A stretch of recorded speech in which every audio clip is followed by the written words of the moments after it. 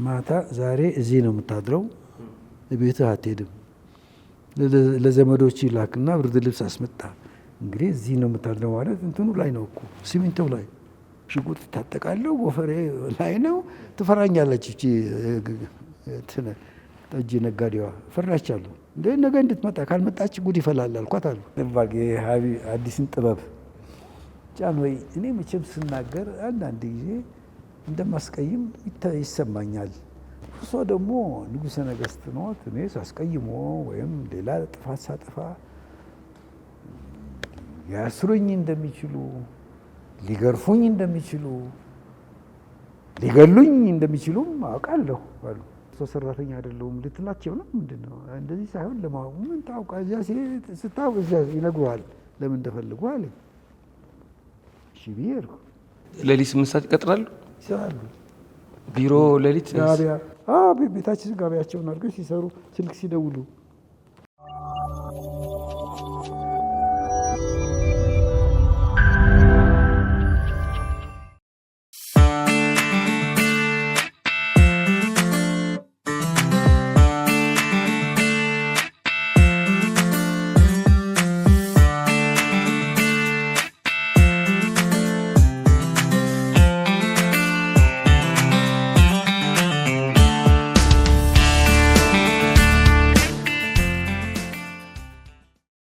ውድ የነገረ መጽሐፍ ፕሮግራም ተከታታዮች የዛሬው እንግዳችን አቶ ተካልኝ ገዳሙ ናቸው።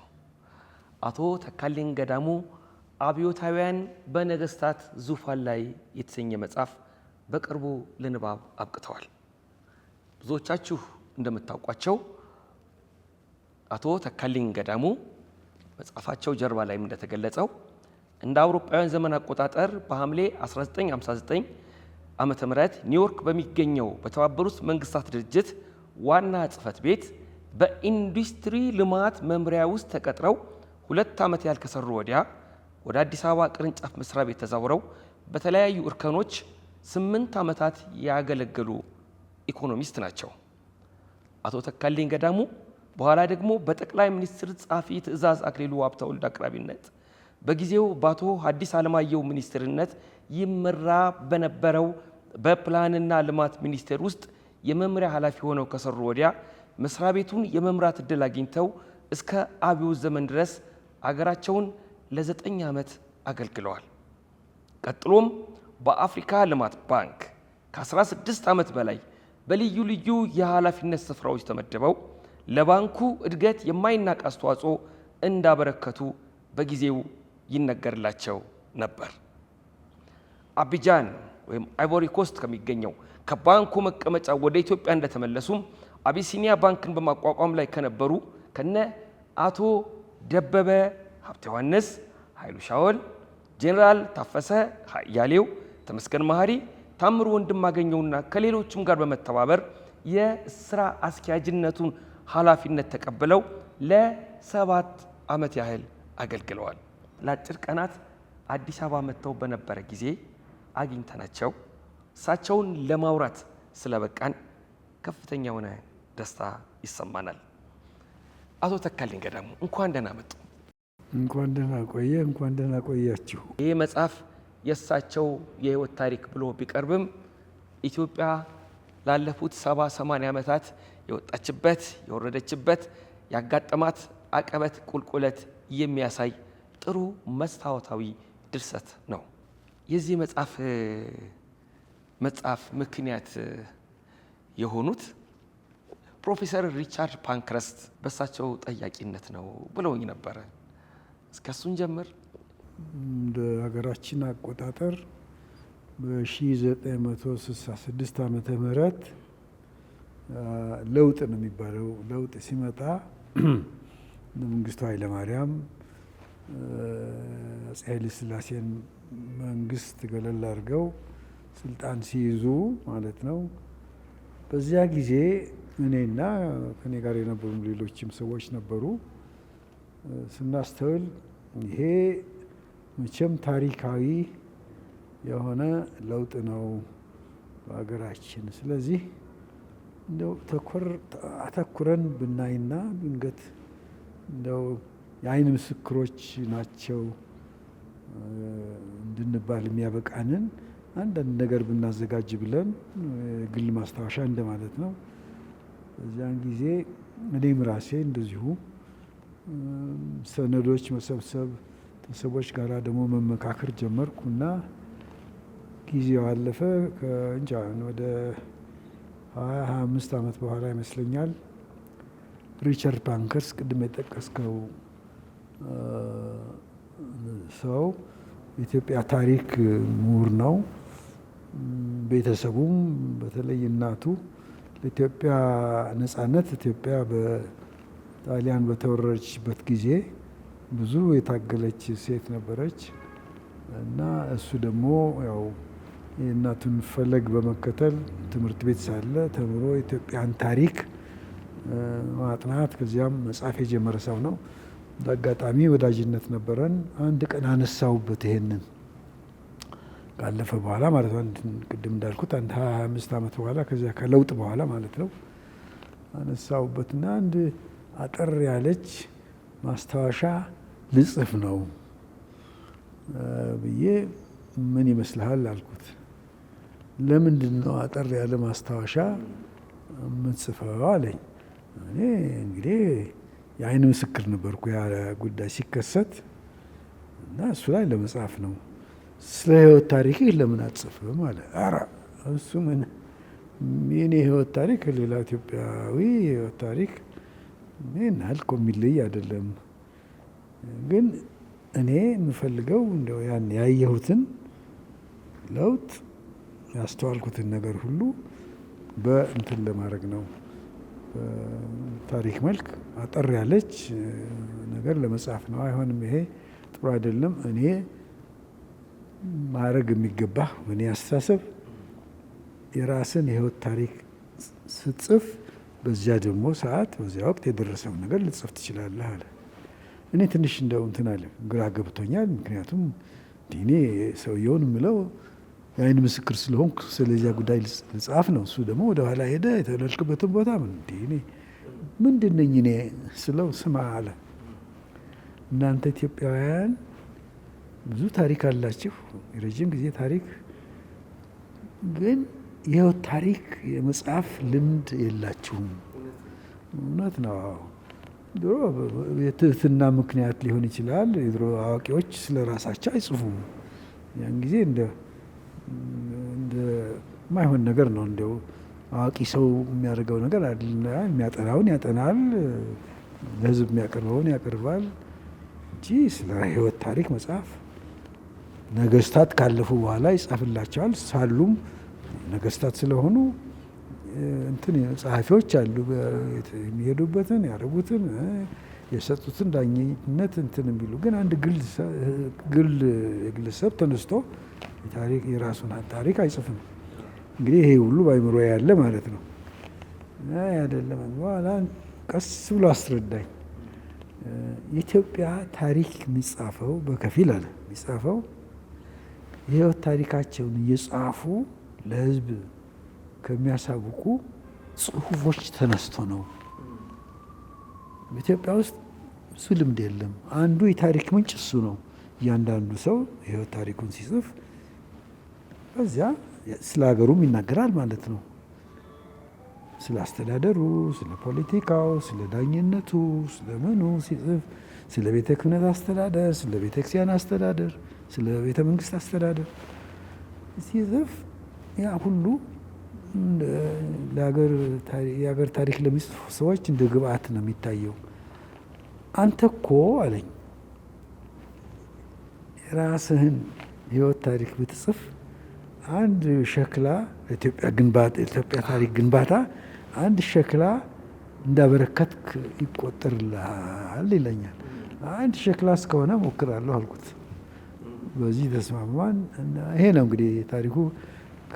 በዚያ የአይን ምስክር ሆኛለሁ የምልበትን ወቅት በጽሁፍ ከማሳረፍ ወደ ራሴ የህይወት ታሪክ ገባሁት። በሱ ምክንያት ነው፣ በሱ ምክር ማለት ነው፣ በሪቻርድ ምክር። እንኳን ተተረከ። ምክንያቱም ፕሮፌሰር ሪቻርድ ፓንክረስት እናታቸው ሲልቪያ ፓንክረስት ይታወቃሉ። ለኢትዮጵያ ተቆርቋሪነታቸው የሪቻርድ ፓንክረስት ልጅ ደግሞ ፕሮፌሰር አሉላ ፓንክረስትም እንደዚሁ በኢትዮጵያ ውስጥ ልዩ ልዩ ጥናቶች፣ ምርምሮችን በማድረግ የሚታወቁ ናቸው። መላው ቤተሰብ በዚህ ይታወቃል። እንደገና ታሪክ ማወቅ ታሪክ መተረክ ብቻ አይደለም። ታሪክ እነማን ልብ ውስጥ እነማን ሕይወት ውስጥ እንዳለ አውቆ እንዲጽፉ መገፋፋትም ትልቅ ነገር ነው። ቀደም ሲል እርስዎ እንደ ኢኮኖሚስት በተለያዩ ተቋማት ያበረከቷቸውን ስራዎችን ለመጥቀስ ሞክሬ ነበረ። ግን መጽሐፉ ከዚህም ይሰፋል። በቃ ከድሮ ጀምሮ ያለውን የኢትዮጵያን ታሪክ ሲተርኩልን ግሩም በሆነ መንገድ ነው ያነሱት። እዚህ ላይ አሁን ህዳር 26 1926 እንደተወለዱ አንድ ሰነድ ይገልጻል። በጣም ስሜት ከሰጡኝ ታሪኮች መካከል አንዱ እርስዎ እዛ ኢሉ ባቡር ያሁን መጠሪያው ኢሉ አባቦራ የሚባል ቦታ መምህር ሌንጮ እጀታ ስለሱ ባህሪ የገለጹበት መንገድ ከዘመናዊ ትምህርት ጋር የነበሩት አለመስማማት እንዴት ነበረ? እስኪ ያስታውሱ። እንደምትለው ነው። ደግሞም አንዳንድ ልጆች ላይ ይታያል። ያኔ ትምህርት አዲሱ የትምህርት ስርዓት ሲዘረጋ እኔ እንግዲህ ቀደም ሲል ፊደል የቆጠርኩት በጊዜው እንደሚባለው ቄስ ትምህርት ቤት ነው።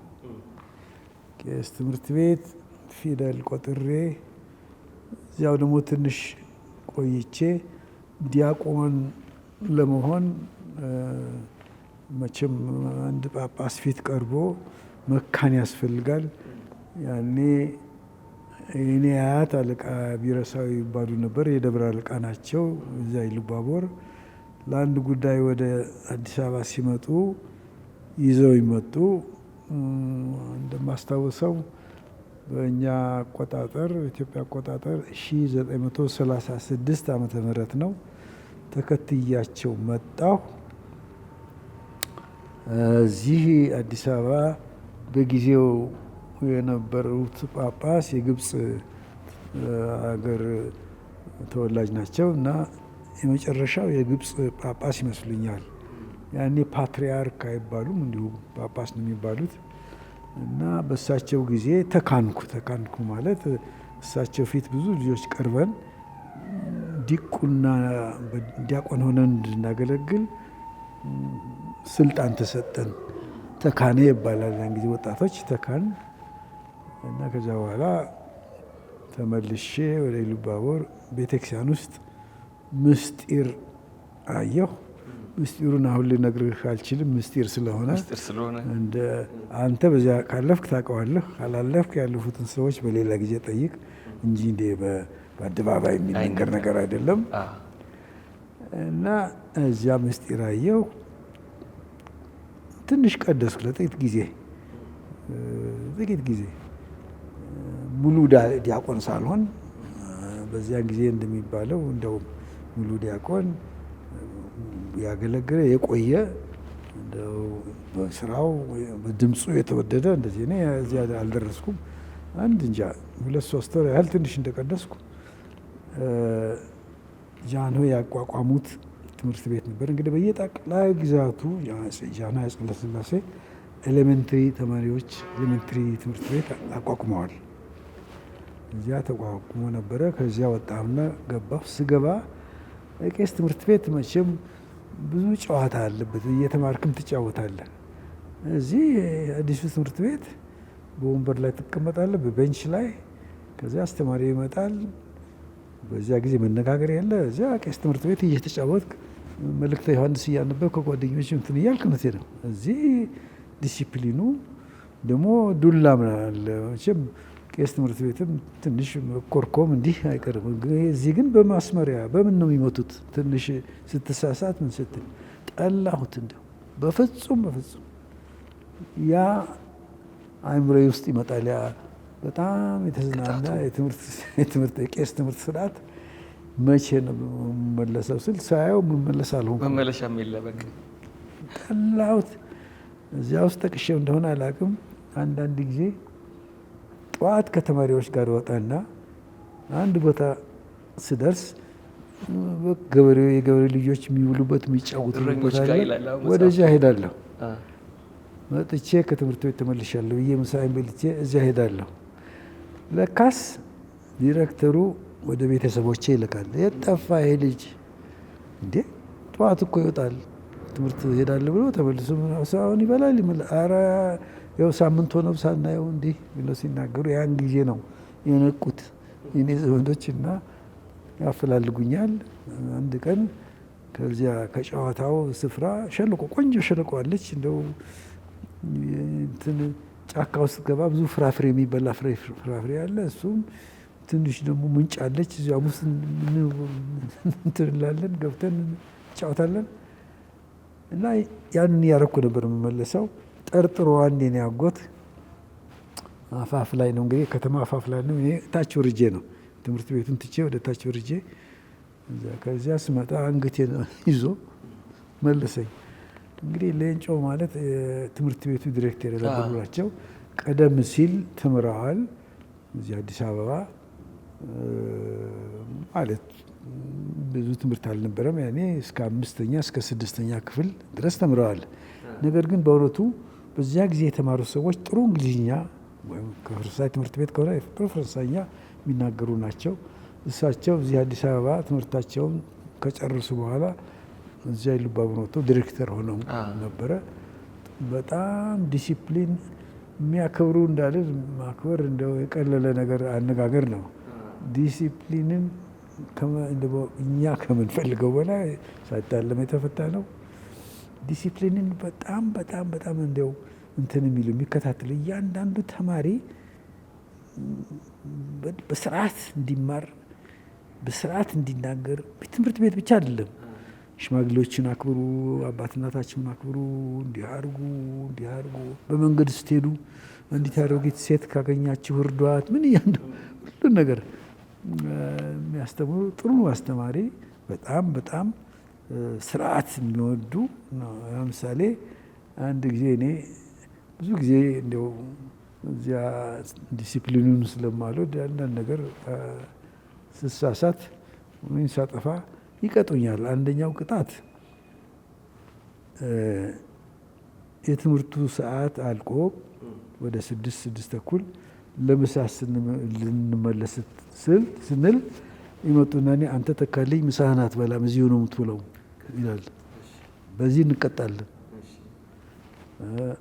ደግሞ ከባሰ ደግሞ ያጠፋሁት ጥፋት ማታ ዛሬ እዚህ ነው የምታድረው ቤትህ አትሄድም፣ ለዘመዶች ይላክና ብርድ ልብስ አስመጣ። እንግዲህ እዚህ ነው የምታድረው ማለት እንትኑ ላይ ነው እኮ ሲሚንቶው ላይ እና እልካለሁ ያመጡልኛል መለብሰው ምተኛበት። እንዲህ ያሉ ሰው ነበሩ። ይህ አልተጻፈም። ይሄ አሁን ያሉት ራሱ ደስ ይላል። አሁን መጽሐፉ ላይ የለም። መጽሐፉ ላይ ያለው በጣም አንድ የገረመኝ እርስዎ እያጠኑ እያለ እኮ እሱ ያመጣላል እና ይሄ ነው እና አንድ ቀን ደግሞ በሌላ ምክንያት እታሰራለሁ። መቼም አጠፋለሁ በቀን ትምህርት ቤት ውስጥ እስር ቤት አለ ማለት ነው። ቀን የተማሩበት ክፍል እዚያ ነው። ካጠፉ እዛው ማደሪያ ነው ማለት ነው። ማደር ነው። ቤንቹ ላይ ወይም መሬት ምንም ታድራለህ። እና አንድ ቀን እዚያ እንትን አሉኝ እደር አሉኝ። መጥተው ደግሞ ያያሉ ማለት መኖሬን ለማረጋገጥ አምልጬ ሄጄ እንደሆነ ከዘበኞች ጋር ተስማምቼ ያያሉ። ሲያዩ አሁን ደብተሬን ከፍቼ አጠናለሁ። እንደ አጋጣሚ እዚያች ገጽ ላይ በጧፍ ነበር ማታ ቤቴ ማጠናው። አንድ የጧፍ ጠብታ እዚያ ያለች በጣም ነው ደስ ያለኝ። እሷ ምስክር ናት እንግዲህ ማስረጃ ለማጥናቱ። ምንድን ነው ይሄ ነገር አሉኝ። ይሄ ነገርማ ትላንትና ማታ ሳጠና በጧፍ ነበር ማጠናው ጠብ ብሎ ነው ሰሙ አልኳቸው። እኔ እንግዲህ በቃ ይሄ ማረጋገጫ እንዴት ያለ ትጉህ ተማሪ ሆኗል ይሄ ልጅ ከተቀጣ በኋላ ይሉኛል ብዬ ነው ያሰብኩት። አምጣ ደብተርህን ይላሉ። ደብተሬን እሰጣቸዋለሁ። ደብተሬ ላይ ትዝ ይለኛል በቀይ ቀለም ይጽፋሉ። እኔ እንግሊዝኛ አላውቅም፣ በእንግሊዝኛ ነው የሚጽፉት። ጽፈው ይህንን ለአስተማሪ አቶ ፍስሐ የሚባሉ አስተማሪ ነበሩ፣ ለሱ አሳየው ይላሉ። በቃ ደስ አለኝ። ይሄ ልጅ ጎበዝ ነው፣ ጉብዝናው የሚታወቀው ደብተሩ ላይ የጧፍ እንትን ሰም ጠብ ብሏል። እንግዲህ አበረታታው እንደዚህ የሚሉ መስሎኝ ነበር። ደስ አለኝ። እጅ ነሳው፣ ወጣው ለአስተማሪዬ በማግስቱ ይመስለኛል ሰጠኋቸው ለፍስሐ። እንግሊዝኛ አልችልም፣ በእንግሊዝኛ ነው የሚጻጻፉት እነሱ። አዩና አዘኑ። በጣም ጥሩ አስተማሪ ነበሩ። በጣም ሰማ የኔ ልጅ ደብተሩን ስላቆሸሸ በዚህ በጧፍ ጠብታ 2 ቀን እንዲታሰር ነው የሚለው። እኔ ያን ጊዜ እንዲህ ምን ባረግ ነው እነዚህ ሰዎች እንደው ትምህርት ለመማር ሙከራ ማድረጌን የሚያውቁልኝ ብዬ አሰብኩ። ግን ምንም ነገር የለም። በኋላ በቃ መውጫ የሌለው ስፍራ ነው ይሄ ነገር ብዬ እንደምንም ጠባይን አሳምሬ መቀጠል ነው እንጂ ከዚህ ማፈንገጥ አልችልም ብዬ ወሰብ። ከዚያ በኋላ ነው ትንሽ ትምህርት እየገባኝ ሄደው እንጂ ከዚያ በፊት ትምህርት በፍጹም አልወድም ነበር። እንግዲህ ሳስበው አሁን ያ ሁሉ ቅጣት ሰራ እንደማለት ነው። እንግዲህ የዛሬ ዘመን ሰው ይሄማ እንዴት ነው አይሆንም ቢል ነበር። ግን እኔ ሰራ በእኔ ላይ አስተካከሉኝ። ትምህርት ወደድኩ። ከዚያ በኋላ ክፍል ውስጥ ሌሎችም ታሳሪዎች ይኖራሉ ወይስ ብቻ ማደር ነው? እንዴ ብቻህን እንግዲህ በአጋጣሚ ግን አላስታውስም። እኔ ስታስር ብቻዬን ነው። አንድ ክፍል ውስጥ ብቸኛ አጥፊ ነበርኩ ማለት ነው። እና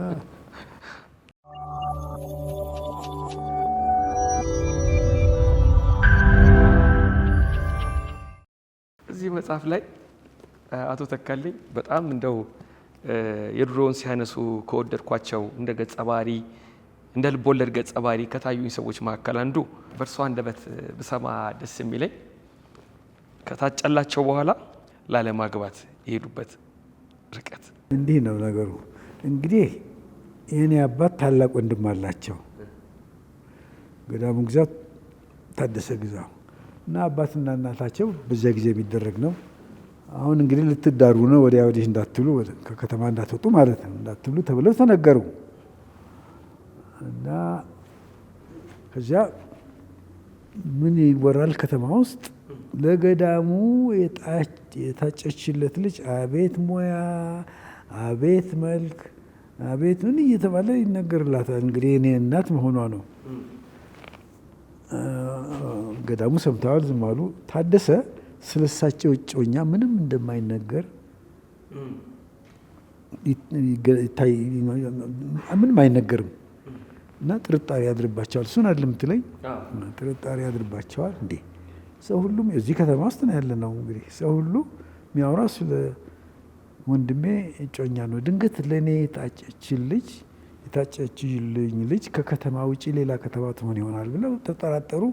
መቼም በጣም ብልህ ሰው ነበሩ። ቀስ ብለው ሪሰርች ማለት ትችላለን፣ ትልቅ ሪሰርች ለእኔ የታጨችልኝ ልጅ የማ ልጅ ናት በሚል ሲሉ አገኙ። አባቷ ማን እንደሆነ እዚያው ከተማ ውስጥ ነው ያሉት። ከዚያ በኋላ የአባቷን አሽከር ማን እንደሆነ አወቁ። አንድ ቀን ሲያገኙት ጠጅ ቤት ይጋብዙታል። እንደው ጋበዙት፣ ይሄ ጉዳይ አይነሳም። ሁለተኛም ቀን በሌላ ቀን ያገኙታል። አሁንም ጠጅ ቤት ይጋብዙታል።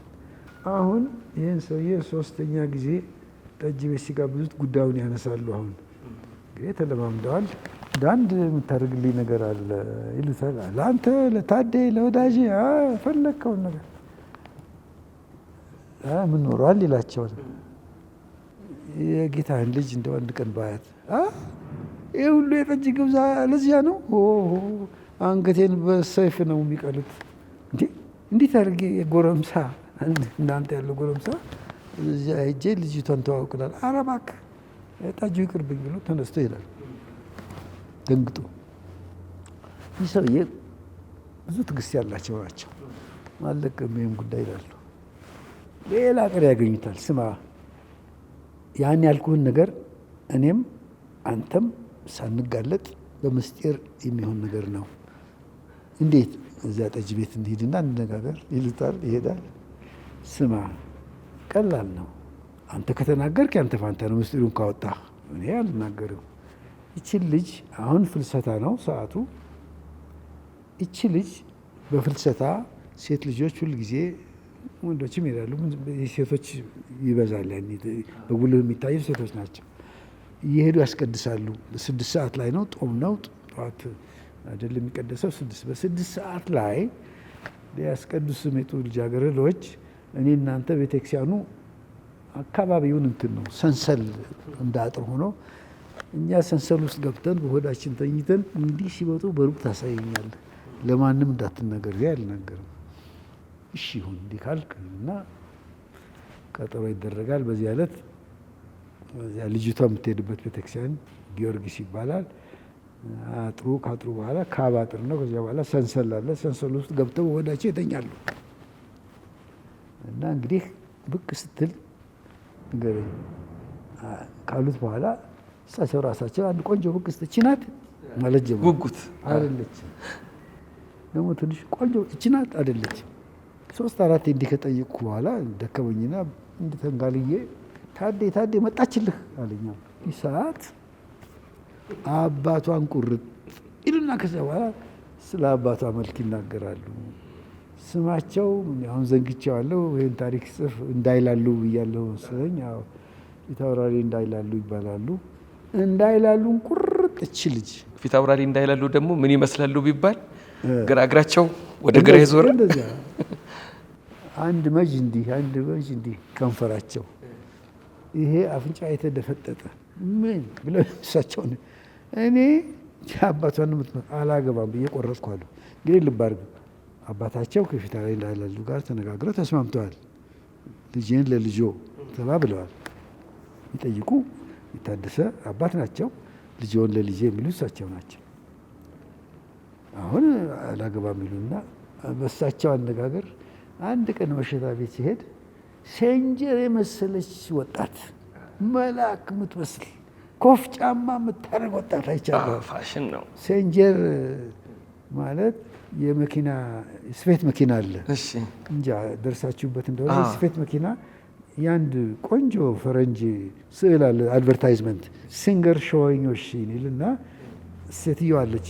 በቃ ይታያል እንትኑን የስፌት መኪና አሁን አድቨርታይዝ ለማድረግ ማለት እንግዲህ ያቺን ሴንጀር የመሰለች ልጅ ኮፍ ጫማ የምታደርግ፣ ኮፍ ጫማ ደግሞ ሙሉ ድፍን ጫማ ማለት ነው።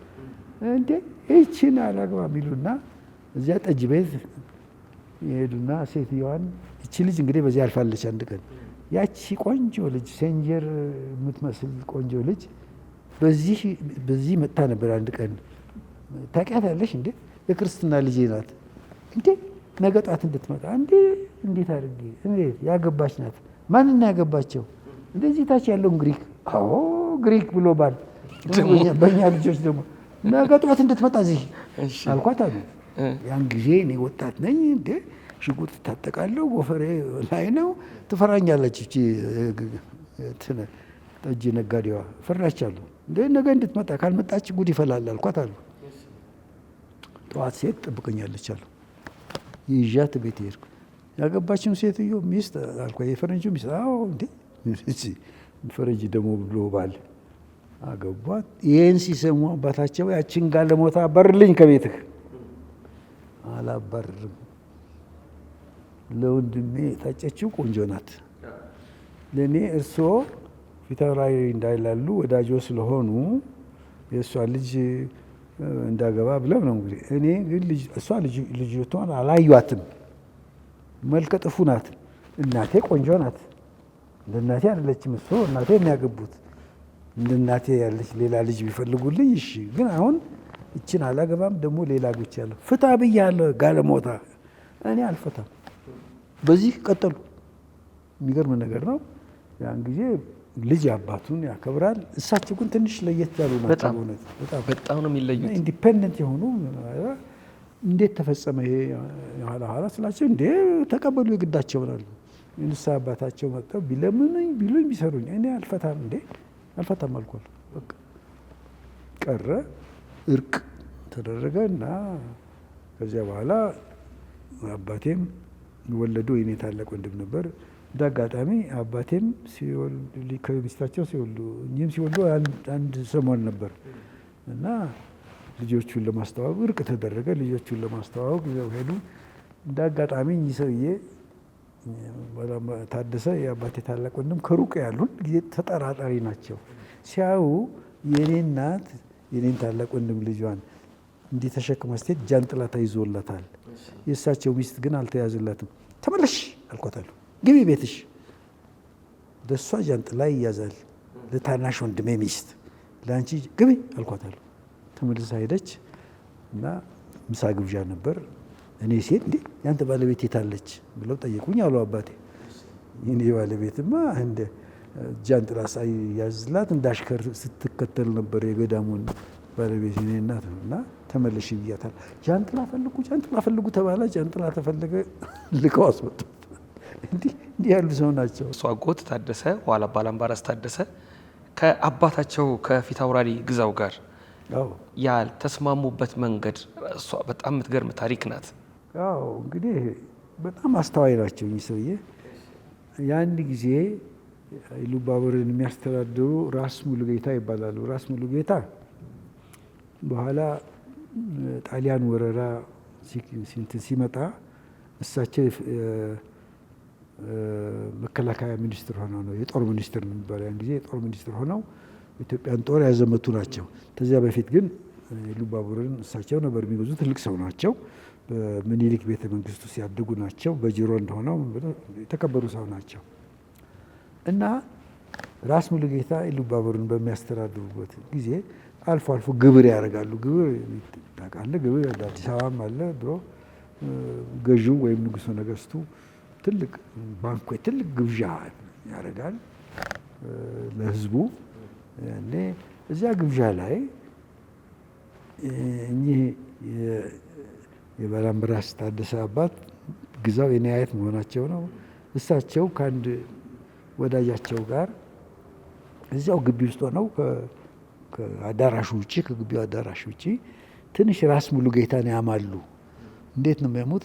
ፊት የነበሩት ራስ ናደው እንዴት ያህል ግብር ሲሰጡ ሌላ ነበር። ይህ ግን እንደው ስስት ነው ምንድን ነው አይታወቅም።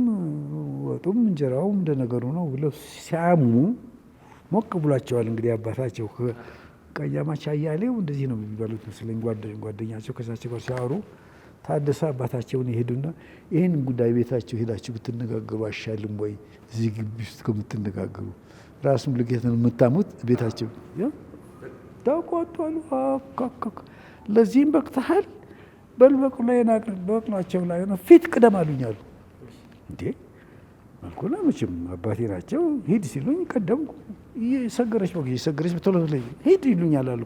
ከኋላ የሆነ እዚያ ስደርስ አስገርፉኛል። አሽከሮች አሉ አስገርፉኛል። ለዚህም በቅተሃል አንተ ብሎ ደግሞ መካሪ ባለጌ እና ዝም አልኳል፣ ተቀበልኳል። አሁን ሳስብ አሉ ስገረፍ አሁን እኔ ተነስቼ ብሮጥ አሽከሩ ሊይዘኝ ይሮጣል። እሳቸው ደግሞ አባታቸው ትንሽ ሞቅ ብላቸው እሳቸው ሊሮጡ ነው። ከዚህ ውርደት ቤተሰቤን መከላከል አለብኝ አልኩና ዝም ብዬ ጥርሴን ንክሼ ተገረፍኳል። ዝም ሲበቃቸው ተወው አሉኝ አሉት አሽከሩን ተዋ እና ውጪ ቁጭ አልኩ። ቤት አላስገቡኝም። ተቀመጠ እዚህ ደጃፍ ላሉ ገቡ። ምሳቸውን ብሉ። እንግዲህ እናታቸው ደግሞ ይወዷቸዋል። እናቴ ታለቅሳለች አሉ ውስጥ። ግን ምን ማድረግ አልተቻለም። በልተው ሲጨርሱ ግባ ተባልኩ አሉ። ምሳ እንድትበላ ገባሁ። ተቀመሴ አልቀመጥም ብዬ ዲስኩር ሰጠዋሉ። ሌላም ተመጋቢ አለ። በቃ ዲስኩር ሰጠዋል። አባታቸውን ነው ሰሙ። ፊት አውራሪ እኔ አጠገቡ ሆኜ ከዚያ ከወዳጁ ጋራ ራስ ሙሉጌታን በገዛ ቤተ መንግስታቸው ሲያሟቸው እንዴት እንዲህ ያለ ነገር ታደርጋላችሁ? ምን አለ ቤታችሁ ሄዳችሁ ይሄን ቤታቸውን እዚያ ስላልኩ ነው ሁሉ መከራ የወረደብኝ። በሀገራችን ታሪክ አባት ልጁን ይክዳል እንጂ ልጅ አባቱን አይክድም። እኔ ግን እርሶን ግዛውን ዛሬ ክጄዎታለሁ። ታደሰ የሚባል ልጅ አለኝ እንዳይሉ እኔ ግዛው የሚባል አባት አለኝ አልልም። ጤና ይስጥልኝ ጌታዬ ብሎ ወጡ። ቆራጥ ናቸው በጣም እንግዲህ ልብ አድርጋለሁ። እኔ ሲያጫውቱኝ መግረፍ ብቻ አይደለም፣ ጠመንጃ ነበረኝ፣ ሽጉጥ ነበረኝ፣ እሱን ሁሉ በቃ ወስደዋላሉ። ሄድኩ። እኔ ጥሩ ጥሩ ጓደኞች አሉኝ። ይህን ስነግራቸው አንዱ ሽጉጥ አንዱ ጠመንጃ መጣልኝ። ተመልሼ ወደ መኳንንትነት የገባሁ። በቃ አባቴ ቤት አሽከር አይደለሁም። አባቴ ቤት አሽከር ያንተ አባት ነው። እዚያ እኔ ራስ ናደው ቤት እዚያ አንድ ክፍል ኃላፊ ነኝ አሉ። የእሱ ሰርግ በሚደረግበት ጊዜ እኔ ራስ ናደው ቤት ሆኜ አባታችን ቤት በቂ ብርጭቆ የለም፣ በቂ የለም፣ ቢላዋ የለም። እኔ ነኝ እንትን እለዋል። በኋላ ራስ ይሄን አዩና እንዴ ታላቅ አንተ ነህ ወይስ አንተ? እኔ ነኝ። አንተ እያለህ እሱ የሚዳርበት ምክንያት ምንድን ነው? እኔንማ የሚድሩ ጌታዬ ነው። ብልጥ ናቸው። አንተ ቀጣፊ አሉኝ አሉ። እሱ አባቱ ቤት አሽከር ነው፣ እኔ ደግሞ አሽከሮ ነኝ። እኔን የሚድሩ እሱ ናት። ሴትዮዋን እኮ አግብተዋለች እኮ ቤት ገፍቷቸው እሳቸው መውሰድ አንተ ወስላታ አሉኝ አሉ። በቃ በዚህ ቀጠለ። እንግዲህ ይህን የምነግራቸው በዚያን ጊዜ የማይደረግ ነገር ነው። ይሄ ልጅ አባቱን እንደዚህ ግጅወታለሁ እሳቸውም አሉ። በታሪካችን አባት ልጁን ይክዳል እንጂ ልጅ አባቱን አይክድ። እኔ ግን ታደሰ ዛሬ እርስዎን ግዛውን ክጃለሁ ልጄ ነው እንዳይሉ እኔም አባቴ ሄዱ። አሁን ግዛው እንዴ ሞቅ ብሏቸው ነው ይሄን ያደረጉት። አባታቸው ንስሐ አባታቸው ተላኩባቸው፣ እምቢ አሉ። በስንት መከራ ታረቁ። ከታረቁ በኋላ ግዛው ታደሰን እንደ ትልቅ አማካሪ ነው የሚያዩዋቸው። ምክር ነኝ አንተ አባት አይጠራም አሉ። አሽከር ነው አባቱ ቤት እጠራለሁ እንትናገርና እንግዲህ ድሮ እንዳልኩ ሁሉም አባቱን እናቱን ያከብራል። እኚህ ሰውዬ ግን ያለማክበር አላከበሩም፣ ግን ምክንያት አላቸው። ምክንያታቸውን ደግሞ ይገልጻሉ። አይሆንም ይሄ ነገር እንዴት ራስ ሙሉጌታ ግቢ ሆናችሁ ታማላችሁ? ሰው ቢሰማ እኮ ትጋለጣላችሁ እንደማለት ነው። ግን እኛ ሰውዬ የድሮ ሰው ናቸው፣ አንተ ብሎ ደግሞ መካሪ ብለው እና ይሄ ነው። እርስዎ ቅድም ያሉት ትምህርት አለ፣ ዘመናዊ ትምህርት መጀመሪያ አልተስማማዎትም ነበር። ቀስ በቀስ እየወደዱት እንደውም እየታወቁበት እየተከበሩበት መጡ። አዲስ አበባ ብዙ ሁለተኛ ደረጃ ትምህርት ቤት ዩኒቨርሲቲ ገቡ። ከዛ ኒውዮርክ ሄዱ። ከኒውዮርክ ሲመለሱ ደግሞ የእርስዎ አጎትም ያሉበት ቅድም የመረጥኩትን ነው ማገባው ያሉት የእርስዎ አጎት ለእርስዎ ደግሞ ሌላ ሚስት መርጠው ጠበቁ። እና እኔ እንግዲህ ያው ትምህርቴን ስጨርስ አሜሪካን ሀገር እዚያው ዩኤን የተቀጠርኩት። ባጭሩ እኔ አስተማሪ ለካ ወረቀት መጥቶለታል ከዩናይትድ ኔሽንስ ወጣቶች አሉ እንደዚህ ኢኮኖሚክስ የተማሩ ሪኮሜንድ የምታደርጋቸው ለማለት ቢቀጠሩ ዩናይትድ ኔሽንስ ሊጠቅሙ ይችላሉ የምትላቸው ወጣቶች ካሉ አስታውቀን ብለው እሱ ጠይቆኝ እባክህ አትላክ፣ እኔ ትምህርቴን ስጨርስ አንድ ቀን አላድርም ሀገሬ ነው የምሄደው ብየው ክርክሩን እዚያ ውስጥ ክርክራችንን እዚያ ውስጥ እና መጨረሻ ላይ ምን አስጨነቀህ አንተ እንዴ? የሚያስገድድህ የለ ስምህን ብልክ የግድ መሄድ የለብህም።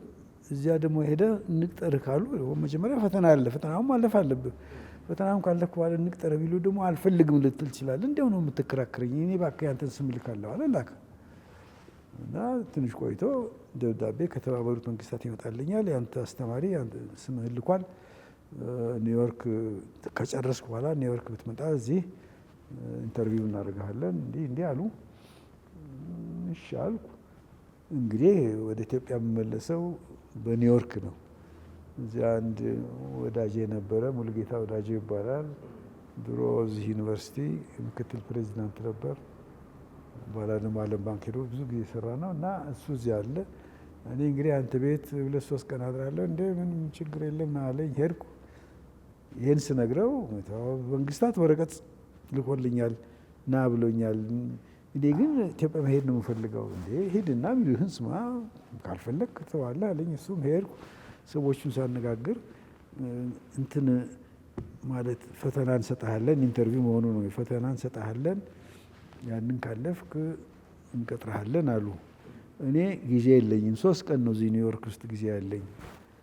አልኳት። ሴትየዋ ትዝ ትለኛለች። ሴትየዋ ማዳም ሙለር ነው እንደዚህ ነው የምትባለው፣ የሱ ሴት ናት።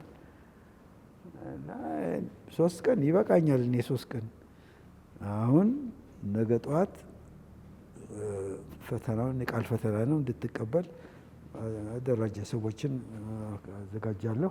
ጠዋት ና ወደ 3 ሰዓት ላይ በእኛ አቆጣጠር ማለት ነው እና ፈተናውን ትወስዳለህ። በማግስቱ ውጤቱን እነግርሃለሁ። 2 ቀን ብቻ ነው የሚያስፈልገኝ፣ 3 ቀን አይደለም ያለ ይበቃኛል አለች። እሺ አልኳት። በማግስቱ መጣሁ፣ ተፈተንኩ። በሚቀጥለው ቀን ደውላ አልፈሃል ትለኛለች። እንዴ እኔ እንግዲህ ልበርክ ትኬት ቆርጫለሁ። $100 የሚሆን ከትምህርት ሚኒስቴር ወኪል እዚያ ኤምባሲ ካለው ዋሽንግተን ኤምባሲ ካለው ልኮልኛል። የኪስ ገንዘብ $100 በአውሮፓ ነው የሚሄደው። እዚያ ሆቴል ሳድር ምን ስል ያስፈልገኝን ገንዘብ እንዴ ይህን ወዳጅን ጉድ ፈላ ሙሉጌታ አልኩት። እንዴት አለ እንደዚህ ልንቀጥርህ ነው አሉ። ደሞዙ ስንት ነው? እንደዚህ አልኩ እንጂ $400 ነው በወር እንደዚህ። እሱ ተማሪ ነው በወር እንጃ $100 ነው ምናምን። $400 ለእኔም ይተርፈኛል አለ። ግባ አለ። እንደ ኢትዮጵያስ ኋላ ኋላ እኮ ትሄዳለህ፣ ኢትዮጵያ ሀገራችን ናት እንሄዳለን አለኝ። አሰብኩ፣ እሺ ብዬ ተቀጠርኩ። በቃ የቸኮልኩት ሰው በዚያ ተማረኩ ማለት ነው። እዚያ 2 ዓመት ቆይቼ ወዴት መጣሁ። ከዛ ያቺን ሴት አይደለም ያገቡት አይደል? አሁን ስለ ሚስት ላይ አነሳሁ አንተ እና ዩናይትድ ኔሽንስ ቆየሁ 2 ዓመት። ወደ ኢትዮጵያ የመዛወር እድል አለ አሉኝ። እንዴ ተገኝተው ነው አልኳቸው። ደስ አለኝ። መጣሁ። ስመጣ ለካስ ዘመዶቼ ታደሰን ጭምር አባቴ፣ 2 አጎቶቼ የእናቴ ደግሞ ወንድም አሉ። አንድ ላይ ሆነው እንትን ብለዋል። ሚስት አዘጋጅተውልኛል። እና ያኔ የነበሩት ስማቸው ትዝ አይለኝም፣ አንድ ጠቅላይ ገዥ ይባላሉ። የእሳቸው ልጅ ናት እቺ ልጅ። እና አንድ ቀን 2 አጎቶች ናቸው፣ የእናቴ ወንድምና የአባቴ ወንድም። እናቴ ወንድም ቤት ምሳ ስበላ እንግዲህ ትምህርትህን ጨርሰህ መጥተሃል፣ አሁን ትዳር ማሰብ አለብህ። እኔ ገና ቤት አልተከራየ አዲስ አበባ ምናምን ቤት ሞልቷል አዲስ አበባ። የቤት እጥረት አለ ያለ ቁም ነገር ሆኖ በዛ ዘመን ገና ነኝ። ሆቴል ምን ስለ አረባ ዋናው ቁም ነገር ልጅቷን ማግኘት ነው። ከዚያ በኋላ የሚያስፈልገው ጊዜ ከተባለ እና አሉኝ። የለም አልኳቸው። አሁን የእሳቸው ሚስት ወጣት ቢጤ ናት። ብዙ ጊዜ ከኛ ጋር አትቀመጥም። ምሳ ስንበላ ጓዳ ገብታ እንትን አሁን ያለ ተቀምጣለች። እቺ ሴትዮ ያለ ወትሮዋ እንዴት ነው ቁጭ ያለች ብያለሁ እኔ። ኋላ እሷም እንዴ እሳቸው እኮ ባሏን እውነታቸውን ነው። እቺ ልጅ ደግሞ እኔ አውቃታለሁ። ትምህርት ቤት ስትሄድ በዚህ ነው የምታልፈው። አንድ ቀን ቀና ብላ ሰው ስታይ አላየኋትም። መሬት እያየች መመዘኛው እሱ ነበር። ደግሞ ትምህርቷን ሳታቋርጥ 8 ዓመት ሙሉ ልብ አልክ፣ 8 ዓመት ሙሉ ትምህርቷን ሳታቋርጥ የተከታተለች ናት። እንግዲህ እኔ ደግሞ ስተረጉም 8ኛ ክፍል የደረሰች ማለት ነው። ለእነሱ ትልቅ ነው። አንድ ቀን ሳታጓድል ያሉ ኧረ አይሆንም አልኳቸው። አይለም አሉ። ጨርሰናል አሉ። እንደ አንድ ሽማግሌ ነጋድራ 67 የሚባሉ ሄደው ለምነው ሰውየው እንግዲህ የጠቅላይ ግዛቱ እንትን ናቸው፣ ገዥ ናቸው። ደስ ብሎኛል፣ ስለ እሱም ሰምቻለሁ ምናምን አሉ። አሁን ሄደህ ተዋወቅ ይሉኛል። እንዴት ነግረናቸዋል ይመጣል። እንግዲህ የጋብቻውን ነገር አላደርግም፣ ግን ይተዋወቃቸዋለሁ አልኩ። ሄድ ተዋወቅኩ። አንዳንድ ነገር ጠየቁኝ። እንደው የዓለምን ዜና እንደሚከታተሉ እንትን ለማለት ጥቆማ ለመስጠት ያህል የአንተ አለቃ ማነው የሚባለው? ሀመርሻልድ ነው ምናምን አሉ። እዛ ዩናይትድ ኔሽንስ ስትጫወትን በኋላ ሲያጠብቁብኝ ነገር የተመለስን። አሁንም ያቺ ልጅ ጥሩ ናት ይሉኛል። እንዲህ በላምበላ እንግዲህ እርሶ ሲያገቡ ትዝ ይሎታል? ምንድን ነው እንደዚህ ነገር ያ ወዲህ ይሄኛ ወዲያ እንዴ የማይገናኙ እንዴት የማገናኙ? እቺ 8 ዓመት ሙሉ ሳታቋርጥ ትምህርቷን የተማረች ቀና ብላ ሰው ማታል ያቺ የፊታውራሪ እንዳለ ያሉ ልጅ ፉንጋ ምን የሌላት ሰማይና መሬት ተካልኝ። እንዲህ አልኩ። እንዴት ታዲያ ምን እናድርግ አሉ። እንዴ እንደገባችሁበት ውጡ በምታውቁት መንገድ። እኔ አስቸገረን እሱ በሉ በፍጹም እንዴ እኔ አላገባም ብሏም እሷን ብቻ ሳ ማንንም አላገባም ብሏል ብላችሁ እዚህ አንድ ያለን አነጋገር እንትን አልኩና ሄድኩ። እንግዲህ የአጋጣሚ ነገር ከስንት ዓመት በኋላ ባለቤቴን ሳገባ እቺ ልጅ የባለቤቴ ዘመድ ናት ለካ። ዘመዶቼ እንዲች ያለች ልጅ አይተውልኝ ነበር አለች። የማን ልጅ? አበልሰማት በፊት አበልሰማት ልጅ። እሷማ የአክስቴ ልጅ ናት አለች። የሚገርም አጋጣሚ ነው።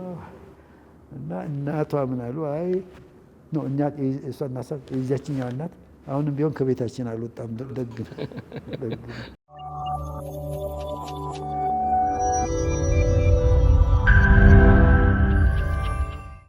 በኋላ ወይዘሮ ሮማን ስብሐቱን ነው ያገቡት። ወይዘሮ ሮማን ስብሐቱ ደግሞ የአቶ ስብሐቱ ልጅ ብሔረ ጽጌ ሲባል መቼም ኢትዮጵያ ውስጥ በጣም ይታወቃል። የእሳቸው ልጅ ናት። እሷን ደግሞ እንዴት ነው ማገኛት? ሂልተን ሆቴል በላቸው አስራት የሚባል ወዳጄ አሁንም በሕይወት አለ፣ ሚኒስትር ነበረ እዚህ ሀገር የፍርድ ሚኒስትር። እና አንድ ቀን እሱ አግብቷል፣ እኔ አላገባሁም ገና። ለፋሲካ ቤቴ ይመጣል። አንተ ፋሲካ ነው የምትፈስከው? ሁል ጊዜ በሰራተኛ ወጥ ነው። እኔ ባለቤት የሰራችው ወጥ አለ፣ አንተን አንድ ሁለት ጓደኞችን ጠርቻለሁ እንሂድ ይለኛል ቤቱ። ጠዋት ማለዳ መጣሁ። ማታ ፍስክ ያለው ግን ደግሞ ምሳ ነው እሱ የሚጋብዘኝ። እና እሺ ብዬ ስንሄድ ሂልተን ሲደርስ ትንሽ ሰዓት ለባለቤቴ እንስጣት፣ ገና ሁለት ሶስት ጓደኞችንም ስለጠራሁ እየሰራች ነው፣ ትንሽ ጊዜ እንስጣት አለ። እሺ ጥሩ ነው አልኩ። ገባን ሂልተን ገብተን ሻይ ምናምን፣ ሻይ ሳይሆን ድንገት ውስኪ ሊሆን ይችላል፣ ያው ሻይ ቡና እንለዋለን። እሱን አድርገን ስንወጣ እዚያ ሎቢ ነው የሚባለው አይደለም፣ እዚያ ዴስኩ እዚህ ነው ያለው። እዚያ ላይ አንዲት ልጅ ብቅ ትልና ጋሽ በላቸው አባቴ ያቋቋመልኝን ጊፍት ሾፕ ገጸ በረከት ማለት ነው የሚሸጥበት ቦታ ቤት እዚህ አለ ላሳይ ትላለች። እና ይለኛል፣ እከተላለሁ። ገብታ ስታስረዳ እያለሁ በደንብ ታስረዳለች። በአማርኛ ነው ግን ቅልጥፍ ያለ አማርኛ። እንዴ ይሄ እንዲህ ነው እንዴ! በጣም በጣም ገረመኝ። እና ስንወጣ እቺ ቆንጆ ልጅ የማ ልጅ ናት አልኩት። ቆንጆ ናት አልክ አለ። የኔን ጥያቄ መልስ፣ እሱን ተውልኝ። ለኔ ቆንጆ ናት አለ። እኔ የጠየቁ እቺ ቆንጆ ልጅ የማ ልጅ ናት አልኩት። ስብሐቱ። የት ነው ስብሐቱ? አላውቅም። አንተ አታውቅም? አላውቅም። ብሔረ ጽጌን ታውቃለህ? አዎ እኮ የእሱ አባት ነው። እኚህ ሰውዬ ደግሞ መቼም ብዙ ጊዜ ያጋጥማል፣ ያለ ነገር ያጋጥመኛል። የብሔረ ጽጌን ለማስፋፋት ለማልማት እኔ በዚያን ጊዜ መራ ከነበረው ከኢትዮጵያ ልማት ባንክ ገንዘብ ተበድረዋል። በየጊዜው አይከፍሉም። አንድ ጊዜ ማስጠንቀቂያ ጽፌ በዚህ ቀን ካልከፈሉ ጉዳዩ ወደ ፍርድ ቤት ነው የሚሄደው፣ እኛ ጋር ግንኙነት የለውም ፍርድ ቤት ጋር ነው ብዬ ለካስ እኔም አልተከታተልኩ። ብዙ ሰው ነው ሳይከፍል ሲቀር ወደ ጉዳዩ ወደ ፍርድ ቤት የሚሄድ። ለካ ወደ ፍርድ ቤት ሄዶ በመጀመሪያው ቀጠሮ፣ ሁለተኛው ቀጠሮ፣ በሶስተኛው ቀጠሮ ሳይመጡ ሲቀሩ እኚህ ሰውዬ በሌሉበት ተፈረደ። ለዋስትና ያስያዙት ቤት ተሸጦ የባንኩ ገንዘብ በሐራጅ ተሸጦ የባንኩ ገንዘብ እንዲመለስ የሚል እና ይህን ሁሉ አላውቅም። አንድ ቀን ከቤተ መንግስት ጠራለሁ አስቸኳይ እንዲመጡ። እዛ ሲሄድ እንግዲህ ተራ እስኪደርስ ድረስ ብዙ ሰው ነው የሚጠራው። ጃንሆይ ጠርተው ለአንድ ጉዳይ ይፈልጉታል። ሚኒስትሩን ወይም ሚኒስትሩን ባይሆን እንደኔ ያለ እኔ ወጣት ነበርኩ፣ ሚኒስትር አልነበርኩም። ሲጠራ ይሄዳል እና ተራይ ሲደርስ ተካልኝ ተባለ። ስብሐቱ ማነው ስብሐቱ? እኔ ማለት ስብሐቱ ገባል። እኔን ያውቁኛል፣ ግን የበለጠ የሚያውቁት ስብሐቱን ነው። ምክንያቱም ብሔረ ጽጌን ሄደው አይተው በጣም ደስ ብሏቸዋል። እንዳንተ ያለ ሰው ብዙ ቢገኝ ኢትዮጵያ ትለማለች ምናምን ብለዋል። አሁን ሁለታችን ስንገባ ጀነሲያን እሱን ነው እሳቸውን ነው ስብሐቱን ነው እና ምንድን ነው ያንተ ጉዳይ ስብሐት ይላሉ። አቶ ተካልኝ የሚባል አዲስ የተሾመ ልማት ባንክ ቤቴን በሐራጅ ሊያሸጥ ነው። እንዴ ለምንድን ነው ቤቱን በሐራጅ የምታሸጥበት አሉኝ። እንደው ደስ ሳይሰኙ ቀርተው እንደማለት። እሳቸው አሁን ነው ቀርበው ለጃንሆይ ቤቴ በሐራጅ ሊሸጥ ነው የሚሉት። ከዚያ በፊት ብዙ ታሪክ አለ። ጃንሆይ ይክፈሉ ተብለው እየተጠየቁ ሳይመልሱ ሲቀሩ ደብዳቤ እየተጻፈ በመጨረሻ ላይ የመጨረሻ ማስጠንቀቂያ የሚል ደብዳቤ ተጽፎላቸው በአንድ ወር ውስጥ ይህንን እዳውን የተከማቸውን እዳ ካልከፈሉ ጉዳዩ ወደ ፍርድ ቤት ይሄዳል የሚል ወረቀት ደርሷቸው መልስ ሳይሰጡ የእኛ ነገረ ፈጆች፣ ነገረ ፈጅ ማለት ጠበቃ ማለት ነው፣ ፍርድ ቤት ሄደው ተሟግተው አንደኛ ቀጠሮ፣ ሁለተኛ ቀጠሮ፣ ሶስተኛ ቀጠሮ በሌሉበት ተፈረደባቸው ሳይቀርቡ ሲቀሩ። ታሪኩ ይሄ ነው አልኩ። እንግዲህ ጃንሆይ አፄ ኃይለ ሥላሴ እንዲህ ያለ ነገር ሲቀርብላቸው ተው እንደዚህ አይሉም፣ ያስባሉ። ልባቸው ስብሐቱ ጋር ልብ ስብሐቱ እንዳይጎዳ ይፈልጋሉ። ምክንያቱም ጥሩ ስራ ነው የጀመረው ብለዋል። አንተ አሁን ይሉኛል እኔን ይህን ገንዘብ ቢከፍልህ ምን ልታደርገው ነው ገንዘቡን? አለሁ። እንዴ ለሌላ በድረዋለሁ። ገንዘቡ ለኢትዮጵያ እስከሰራ ድረስ እሱ እጅ ሆነ ሌላ እጅ ሆነ ምን የሚያስጨንቅ ነገር አለ አንተን ይሉኛል። ጃንሆይ እሳቸው ያገኙትን እድል ለማግኘት የተሰለፉ ብዙ ሰዎች አሉ። ምን ልበላቸው እነሱ።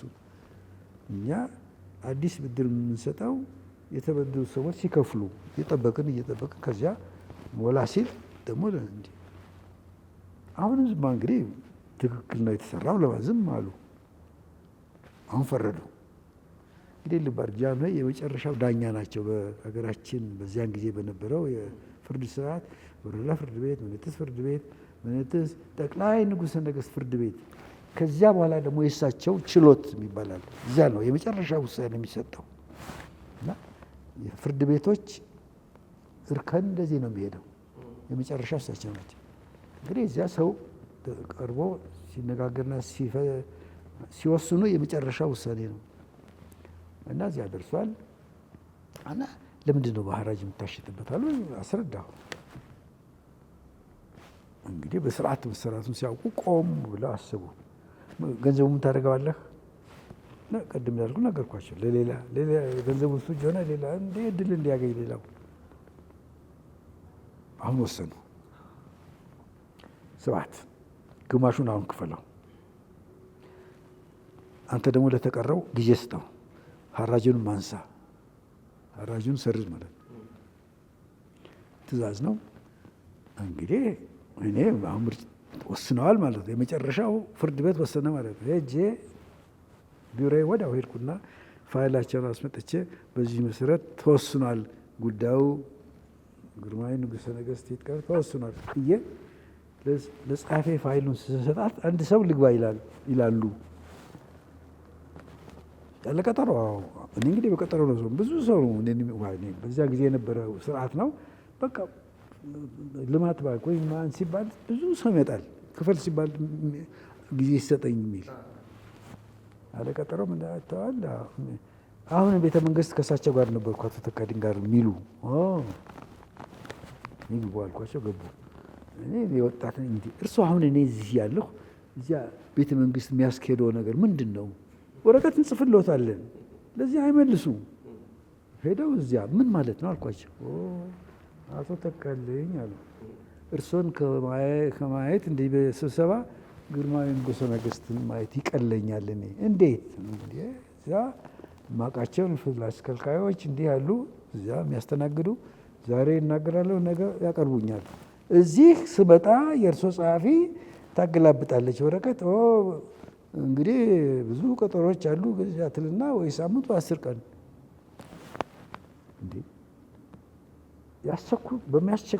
የሚያስቸኩላቸው ሰዎች ሲመጡ ያስቸኩለናል ሲሉ የዕለት ሁለት ግን ከስራ ሰዓት በኋላ ከ12 በኋላ ሰዎችን የማነጋገር ፈቃደኝነት አለኝ። ይህን ደግሞ ጸሐፊ ታውቃለች። ይህን ነግራውታለች። አዎ ግን እንደዚህ የሚያጣድፍ ነገር አይደለም ማለት ምን ላድርግ እኔ ግን ይቀላል ወደዚያ እንዳይሄዱብኝ አልኩ። ማየት ይቀላል ማለት በዚያው መሰረት ከፈሉ። እንግዲህ አሁን የሁሉ ሮማን ስባቱ ልጃቸውን ቅድም እንዳልኩ እንትን ልጋብዝ ብሎ ሙሳ ትንሣኤ ነው ዕለቱ ፋሲካ ልጋብዝ ብሎ እዚያ እቺ ልጅ አግኝታው ሮዋን ሆነ የኋላ ኋላ ባለቤት የምትሆነው ስታሳይ እቺ ልጅ የማን ልጅ ናት ስባቱ እንግዲህ ይሄ ሁሉ ሆኗል፣ ግን አላስታወስኩም። ይገርማል። እና በኋላ ሲነግረኝ እንትን ሲል ነው የገባኝ ብሔረ ጽጌ ሲል አልኩና እንግዲህ አሁን እሷን ለማነጋገር ሰበብ ፈለኩ። ጥሩ አጋጣሚ ያገኘሁት እዚያ ስታስጎበኘን ትንሽ ጊፍት ሾፕ አላት አላልኩም? ስታስጎበኘን ከእንግሊዝ ሀገር በሳምንት አንድ ጊዜ የሚመጣ ጋዜጣ አለ፣ ኦብዘርቨር ይባላል። ኦብዘርቨር እና እሱን እኔ ድሮ የምገዛው ጀኖፖሊስ የሚባል ግሪክ ፒያሳ አለ፣ ከዚያ ነበር የምገዛው። እዚያ ሳይ ከአሁን በኋላ ሰበብ አገኘው ማለት ነው። ከዚህ ነው የምገዛው እየወስኛለሁ።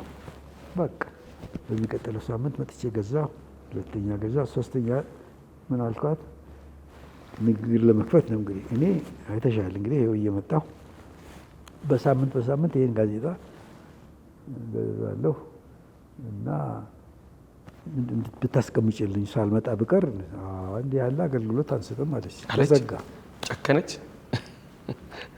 አሁንም ቀጠልኩ። ምክንያቱም ደስ የምትል ልጅ ናት እንዴ፣ በደንብ ተምራለች። ቀጠልኩ እና አሁን ትንሽ ድፍረት ተሰማኝና እንግዲህ እሷ እዚያ ሂልተን ሆቴል ውስጥ ነው እዚያ ማዶ ከእሷ ሱቅ ማዶ በቃ አሁንም አለ እንትኖች ቡና የሚሸጡበትን ቡና የምጠጣባቸው ዴስኮች እንደዚህ ያሉ ትንሽ እዚሁ ነው የምጋብዝሽ አንድ ቀን እንደዚህ አባቴ ይገለኛል፣ የማንንም ግብዣ እንዳትቀበይ ብሎኛል። እኔ አሁን ምን አልኩ? ጠባይን ከማሳመር ውጪ ሌላ ምንም ማድረግ አይቻልም። ስለዚህ እየተመላለስኩ ያንን ነገር ማስታወስ ነው። ተመላለስኩና የእኔ ግብዣ ቋሚ ነው። ነገ ሊሆን ይችላል፣ ከነገ ወዲያ ሊሆን ይችላል፣ የሚቀጥለው ዓመት ሊሆን ይችላል። ግን እንዳትረሺ፣ ደግሞ እዚህ ነው የምጋብዝሽ እዚህ አልኳት። ለካ እኔ ሳላውቅ በስተጀርባዬ ትልቅ ጥናት ታካሄድ ኖሯል። የሚያዩኝ ሰዎች አሉ እዚያ ስገባ እና ስገዛ እና ለካ የእሷ ጓደኛ የሆነች የጓደኛዬ የእህት ልጅ እዚያ ትሰራለች። አላየኋትም። እሷ ጋር ወዳጅ ናቸው። ይህን ሰው እየተመልከችው ብላታለች። ትጠይቃለች። እሷን እንዴ ጋሽ ተካልኝ ትላለች። ደህና ሰው ነው ትላታለች። ደግሞ የትምህርት ቤት ጓደኛዋን ሌላ ቦታ ትጠይቃለች። እሷ ደግሞ የክፍሌ ወዳጀው ጌታ ወዳጀው የሚባሉ ወዳጆች የእነሱ እህት ልጅ ናት። እንግዲህ ሲያድለኝ እግዚአብሔር ስጠይቅ እንዴ ጋሽ ተካልኝ ጎታችን ወዳጅ ነው ምናምን ተባለ። አሁን አንድ ቀን ያ ግብዣ እኮ እንዳለ ነው ቋሚ ነው ብዬሻለሁ ስላት ከተቀበልኩ የእርሶን ሰው ነበር የምትለኝ አንተ በኋላ የእርሶን ጊዜ ከተቀበልኩ ስትለኝ ትንሽ ገርበብ ባለ በሩ ተከፈተ ማለት ነው። ከተቀበልኩ በጊዜ መመለስ አለብኝ ቤቴ አለች። ማለፊያ ነው በጊዜ ማለት በስንት ሰዓት ነው? ከምሽቱ 1 ሰዓት። እኔ በ12 ሰዓት ነው መልስሻል። እኔ እንግዲህ ራሴን ቢሮ ማካሄድ ነኝ። የፈለኩበት ሰዓት ይቻላል። ከዚያ ጋበዝኳት። ከዛ በኋላ ያለው ፈረንጅ እንደሚለው ታሪክ ነው። ከዛ በኋላ ያለው ታሪክ ኋላ መንገራገጭ አልፈጠረም። አቶ ስባቱ ይሄ የጋብቻ ጥያቄ ሲመጣ አቶ ተካልኝ ገዳሙ አይደል እንዲህ ያደረገኝ አይሆንም የሚል ጥያቄ አልመጣም አላሉም። ያላሉበት ምክንያት አዲስ አለማየሁንም ያህል ሽማግሌ ነው የላኩት።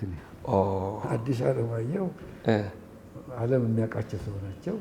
አለቃ የነበሩ እና እሳቸውን እና አንድ የኔ ዘመድ ደግሞ ነበር ሞላልኝ በላይ ይባላል። የጎንደር ሰው ነው። አጎታችን ልጅ እሱን እና ደግሞ አንድ ጓደኛ 3 እና አቶ አዲስ እዚያ ሲሄዱ ኢማጂን አቶ ስብሀቱ በክብር የተቀበሏቸው። አንድ ነገር ግን ተፈጠረ አሉኝ በኋላ አቶ አዲስ ሲነግሩኝ። እኔን ይክባሉ እንደው ክበው እቺ ልጅ እናንተ ልጅ ተካልኝን በማግኘቷ ትልቅ እድል ነው እንዳገኘች የሚቆጠረው ሲሉ ልጅቷና እንዴ የኔን ልጅ እሱ ነው ልጅ የኔን ልጅ ሮማን የምን ብለው ካቡ። እሳቸው ደግሞ ልጃቸው አዲስ መቼም ዲፕሎማት ናቸው። ሜቴ እርሶም እውነቱን ነው እኔም እውነቱን ነው። በዚህ ተገላገሉ።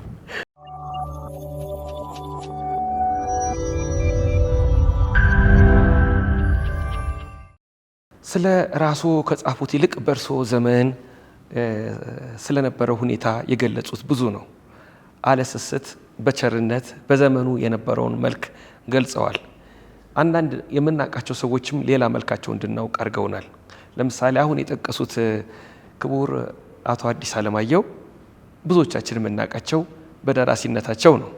ፍቅር እስከ መቃብር፣ ወንጀለኛው ዳኛ፣ የልምዣት፣ ትዝታ፣ መንግስትና ኢትዮጵያ ምን አይነት አስተዳደር ያስፈልጋታል፣ በሌሎችም መጽሐፎቻቸው ይታወቃሉ። እዚህ መጽሐፍ ላይ ያሉት አቶ ሐዲስ ዓለማየሁ ደግሞ ሌላ ናቸው። የእርስዎ አለቃ ነበሩ። አቶ ሐዲስ ዓለማየሁ ከንጉሠ ነገሥቱ ጋር ስለነበራቸው ቅርበትና ርቀት የተገለጸው መቼም በእርስዎ አንደበት መስማት ደስ ይላል። አዎ መጽሐፌ ውስጥ የጠቀስኩት ይመስለኛል። ግን ደግሞ ያልጠቀስኳቸው ነገሮች አሉ። መጀመሪያ አቶ አዲስ ሁል ጊዜ ያላቸውን አስተሳሰብ፣ አቋም የሚገልጹ ናቸው። ዝንፍ የለም። ንጉሠ ነገሥቱ ፊት ሆነ ሌላ ሰው ሆነ ንጉሠ ነገሥቱ ፊት ሲቀርቡ ጃንሆይን ያከብራሉ። አክብሮት ነው የሚናገሩት። ከጓደኛቸው ጋር ሌላ ነገር ነው። ግን ያው ነው። ጃንሆይ ምን ብለዋል አንድ ጊዜ፣ አብዛኛው ሰው ሁለት ምላስ ነው ያለው፣ ሐዲስ ግን አንድ ምላስ ነው ያለው። እዚህ ቤተ መንግስት መጥቶ የሚናገረውና ውጭ የሚናገረው አንድ ነው። አብዛኛው ሰው እዚህ ቤተ መንግስት ሲመጣ እንግዲህ ጃንሆይን የመለማመጥ የመሾም ወይም ደግሞ ቅጣት የሚቀጡት መስሎ ከታየው እንደው ባኮ ይማሩኝ ማለት የመለማመጥ እንትን ያሳያል። ብዙ ሰው የመታዘዝ እንደዚህ ትህትና ያሳያል። አዲስ የቀረበላቸው ጥያቄ መልስ የሚሰጡ ምን ጃንሆይ ያከብራሉ እንዴ? ማንም ሰው አዋርዳቸውም። ጃንሆይ ግን ከእጃችን ካሰቡባት ከቆሙባት ቦታ ፍንክች አይሉ እና አዲስ አንድ ምላስ ነው ያለው። እኛ ፊት የምናገረውና ሌላ ቦታ፣ ሌላው ግን ሁለት ምላስ ነው ያለው። እዚህ እንደ ለማስመሰል አንዳንድ ነገር ይናገራል። እዚህ ሲወጣ ዝም ብሎ ነው እንደ ልቡ ነው የሚናገረው።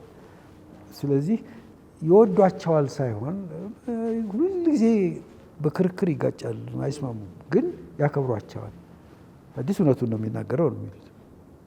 ሊያስቀይም ይችላል። እንደዚህ እንግዲህ ግንኙነታቸው እንደዚህ ነው። ጃንሆይ አዲስ የሚናገሩት ነገር አንዳንዴ እንደማያስደስታቸው ያውቃሉ። ግን እውነቱን ነው የሚናገረው። ጃንሆይ ደግሞ እውነቱን የሚናገር ሰው ይፈልጋሉ። ብዙ ሰው እየተለማመጠ ምን እያለ ነው እሳቸውን እያወገሰ እያሞካሸ ነው እሳቸውን የሚያነጋግራቸው። እና እንግዲህ ምሳሌ ልስጥህ፣ አንድ ሁለት ምሳሌዎች ልስጥህ። በጃንሆይና በአቶ አዲስ መካከል ሲደረግ ከነበረው ውይይት ውስጥ አንድ ሁለቱን። አንድ ጊዜ አቶ አዲስ ከጃንሆይ ጋር ሲነጋገሩ ንጉሥ መሆናቸውን ረሳሁት አሉ። ሞቀ ጥሩ ነበር። ያቺ ማስታወሻው ናት አይደል? 1953 ዓመተ ምህረት እሱ ደግሞ ሌላ ነው። እሺ በሱ ጊዜ ምንም እንትን አልነበረም። ተቀበሉ። ጃንሆይ አንድ ነገር ለውጥ አሏቸው። አዲስ መቼም ችኮ ናቸው። ከለወጥኩ የኔ ጽሁፍ መሆኑ ይቀራል። ጃንሆይ የኔ ጽሁፍ 1.4 ምን ሳይል እንትን ሳይል እና እምቢ አሉ እና ጃንሆይ ተቀበሉ። መቼም ችኮ ሰው ነው ብለው ነው የሚያውኑት። ግድ የለም እሺ ያሉ። ግን ይሄ ሌላ ጊዜ ነው። እዚያ ቀርበው በቃ የጦፈ ውይይት ማለት ትችላለህ ሲያደርጉ ንጉሥ መሆናቸው ረስቻለሁ አሉ። አንድ ቦታ ስናገር ያስቀየምኳቸው ይመስለኛል አሉ። አንተ እኮ አታውቀንም። እንግዲህ አዲስ ስላስቀየሟቸው ጃንሆይ በተናገሩ ጃንሆይ ሲመልሱ ጃንሆይ ራሳቸውን እኔ አታውቀኝም አይሉ እኛ አንተ እኮ አታውቀንም ሲሉኝ ንጉሥ መሆናቸው ርስ ያለ እርሶም አያውቀኝም አልኳቸው። ምን ሲሉኝ አራቅ ጉድ ፈላ ለካ ንጉሥ ናቸው አልኳለሁ። እና እንግዲህ ልባል አዲስን ጥበብ ጃንሆይ እኔ መቼም ስናገር አንዳንድ ጊዜ እንደማስቀይም ይሰማኛል። እርሶ ደግሞ ንጉሠ ነገሥት ነዎት። እኔ ሳስቀይሞ ወይም ሌላ ጥፋት ሳጠፋ ሊያስሩኝ እንደሚችሉ፣ ሊገርፉኝ እንደሚችሉ፣ ሊገሉኝ እንደሚችሉም አውቃለሁ አሉ ሲሉ አፄ ኃይለ ሥላሴ አሁን መግደልን እዚህ ምን አመጣው? ሁለት ጨዋ ሰዎች አነጋገር። አንተ ትንሽ አነጋገርህ ጥሩ አይደለም፣ መግደል ምን አመጣው ሲሉኝ በቃ እኒህ ሰው እውነታቸውን ነው ይቀበላሉ። እንትን ጃንሆይ አፄ ኃይለ ሥላሴ ይህ ነገር ተጓደለ እንዲህ ሲል ግን በጥሩ ሁኔታ እንትን ማለት አዲስ እንግዲህ ሲናገሩ እንደው አንድ ነገር አስቀይሟቸው ይሆናል። አዎ ምንድን ነው ያሉት? አንተ አታውቅንም። አሁን አቶ አዲስ ትውልዳቸው ጎጃም ነው። አንድ ጎጃም ባላባት ይባላል ራስ ኃይሉ የሚባሉ የማይሆኑ ሰው ነበሩ። ለአስተዳደር የማይመቹ ድሃውን የሚገድሉ ይባላል። እዛ ጊዜ መጥፎ ገንዘብ ብቻ መሰብሰብ እንዲሁ ሰበብ አስባብ ሰው አይወዳቸውም። እና እሳቸው ደግሞ ጃንሆይን አይወዱም። ልጅ ኢያሱን ነበር የሚደግፉት። አፄ ኃይለ ሥላሴ ጋር እንትን ናቸው። መጨረሻም ላይ ደግሞ ተፈርዶባቸው ትልቅ ጥፋት አጥፍተው የታሰሩ ይመስለኛል አንድ ሰሞን። እና የአንተ ባላባት ይላሉ አላሰራ ብሎ ነበረ። እንግዲህ ልማት ይፈልጋሉ ሁሉም ቦታ። ሰውዬ ግድ የላቸውም ልማት። ትምህርት ቤት ተቋቋመ አልተቋቋመ ጉዳያቸው አይደለም። መገሽለት ነው ሰውን። በቃ የንጉሥ ተክለ ሃይማኖት ልጅ ናቸው። ንጉሥ ተክለ ሃይማኖት የጎጃም ንጉሥ እንዴ ጎጃም ዝም ብሎ ይቀበላል። የንጉሳችን ልጅ ነው እያለ ምን ብለው እና ከጃንሆይ ጋር ምንም የሚጣጣሙ ሰው አይደሉም። እና ለሐዲስ ይነግሯቸዋል። አንተ እኮ አታውቀንም። አንተ ባላባት ራስ ኃይሉ ጭራሽ አላሰራ የሚሉ ሰው ሙሉ ጊዜ በስራ ውስጥ እየገቡ ችግር የሚፈጥሩ ነበሩ። አንተ እኮ አታውቀንም። እንግዲህ ጃንሆይ ይሄ አልተደረገም ይሄ አልተደረገም ብሏቸው ሊሆን ይችላል። አታውቀንም ልጅ ነህ ያን ጊዜ ነው የሚሏቸው። ዝም አሉ። እና አንዱ ምሳሌ ነው እንግዲህ ደግሞ አንድ ጊዜ ሲከራከሩ ከጃንሆይ ጋር አቶ አዲስ ኢትዮጵያ ደሃ ናት ይላሉ በብዛት ብዙውን ጊዜ። እንግዲህ ኢትዮጵያን የሚያስተዳድር አንድ ሰው አገርህ ደሃ ናት ሲሉት ይሰለቸዋል አይደል? መቼም አይታክትህ አንተ ኢትዮጵያ ደሃ ናት ነጋ ጠባ ደሃ ናት ትላለህ። ስለ ድህነት ምን ታውቃለህ አንተ ይላቸዋል። እንዴ ጃንሆይ ያውቃለሁ አባቴ እኮ ደሃ ነው። ልብ አድርግ ጃንሆይ ሲመልሱ የኔም አባት ደሃ ነው እንደማይሉ ይታወቃል። አሁን ልዩነቱ መጣ። ይህንን ረቱ ማለት ይህን ክርክር አዲስ ረቱ። ጃንሆይ ተረቱ ማለት ተረተው ብለው የሚቀበሉ አይደል? መቼም ነገር ማሳመር ታውቃለህ ምንም ብለው ዝም ብለው ዘለሏቸው። እና አዲስ እንደዚህ ናቸው። አየህ በፍጹም አይፈሩም። ግን ብልግና ሳይሆን እንደ ጃንሆይ ስለ ድህነትማ አውቃለሁ አባቴ እኔ የእሳቸውን አባት አውቃለሁ ደሃ የሚባሉ አይደሉም።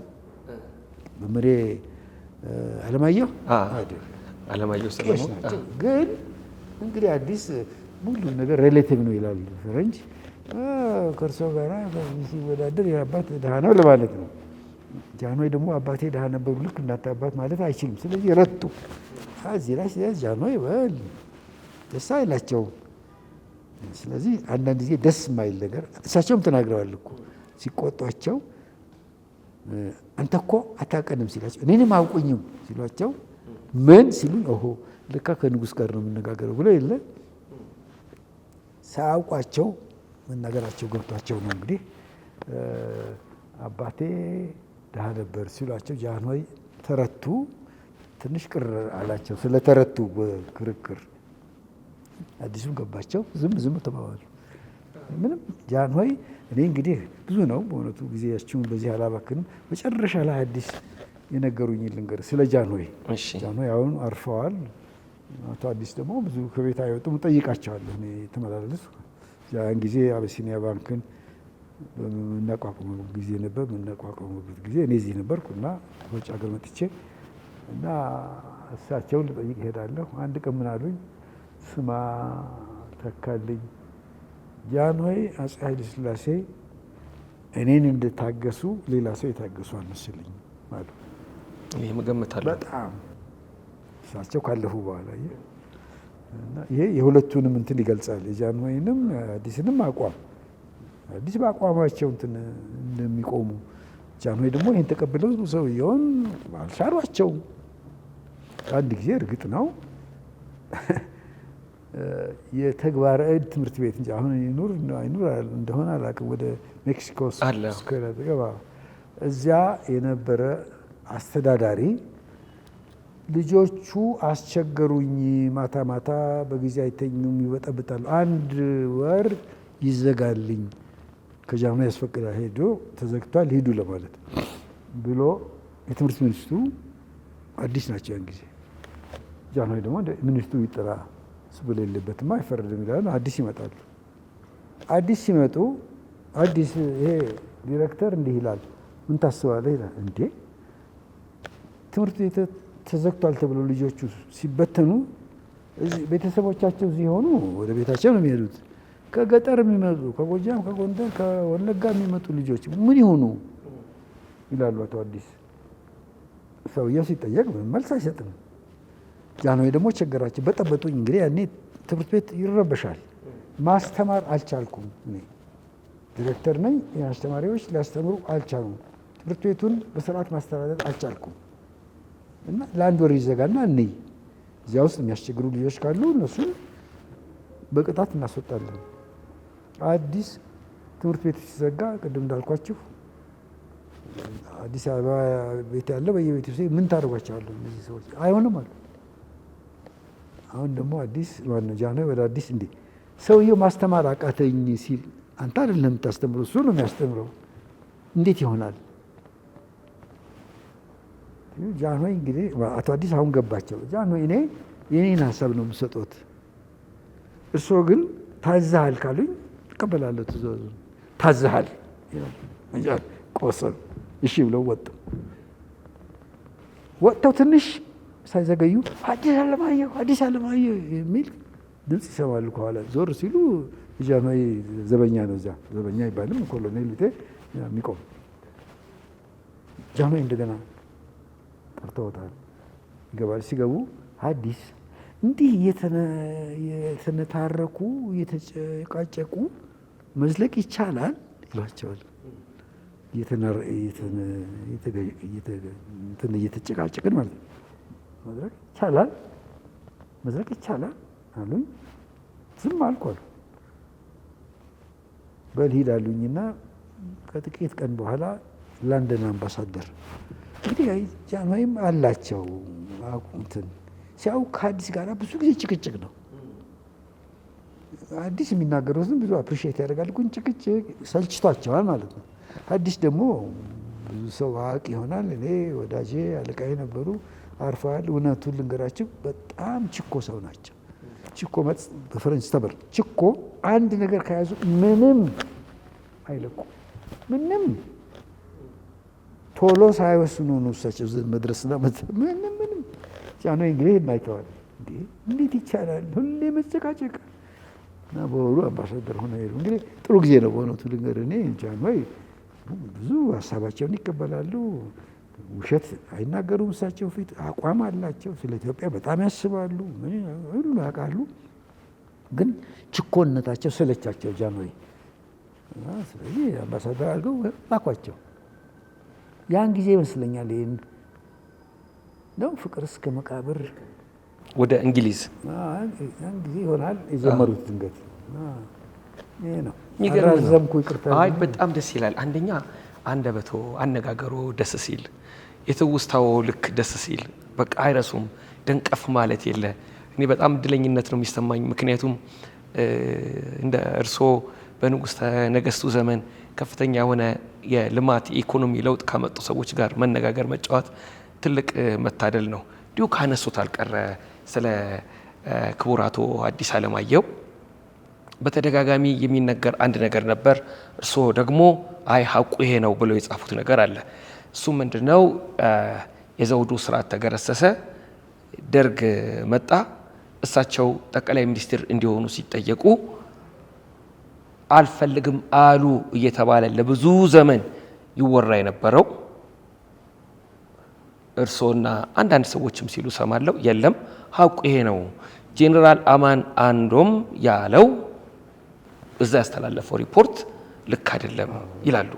ይሄ እጅግ በጣም ጠቃሚ መረጃ ነው። እኔም ማቆም እንደሱ ነው። እንግዲህ አሁን አዲስ ጠቅላይ ሚኒስትር ይፈልጋሉ የደርግ ሰዎች።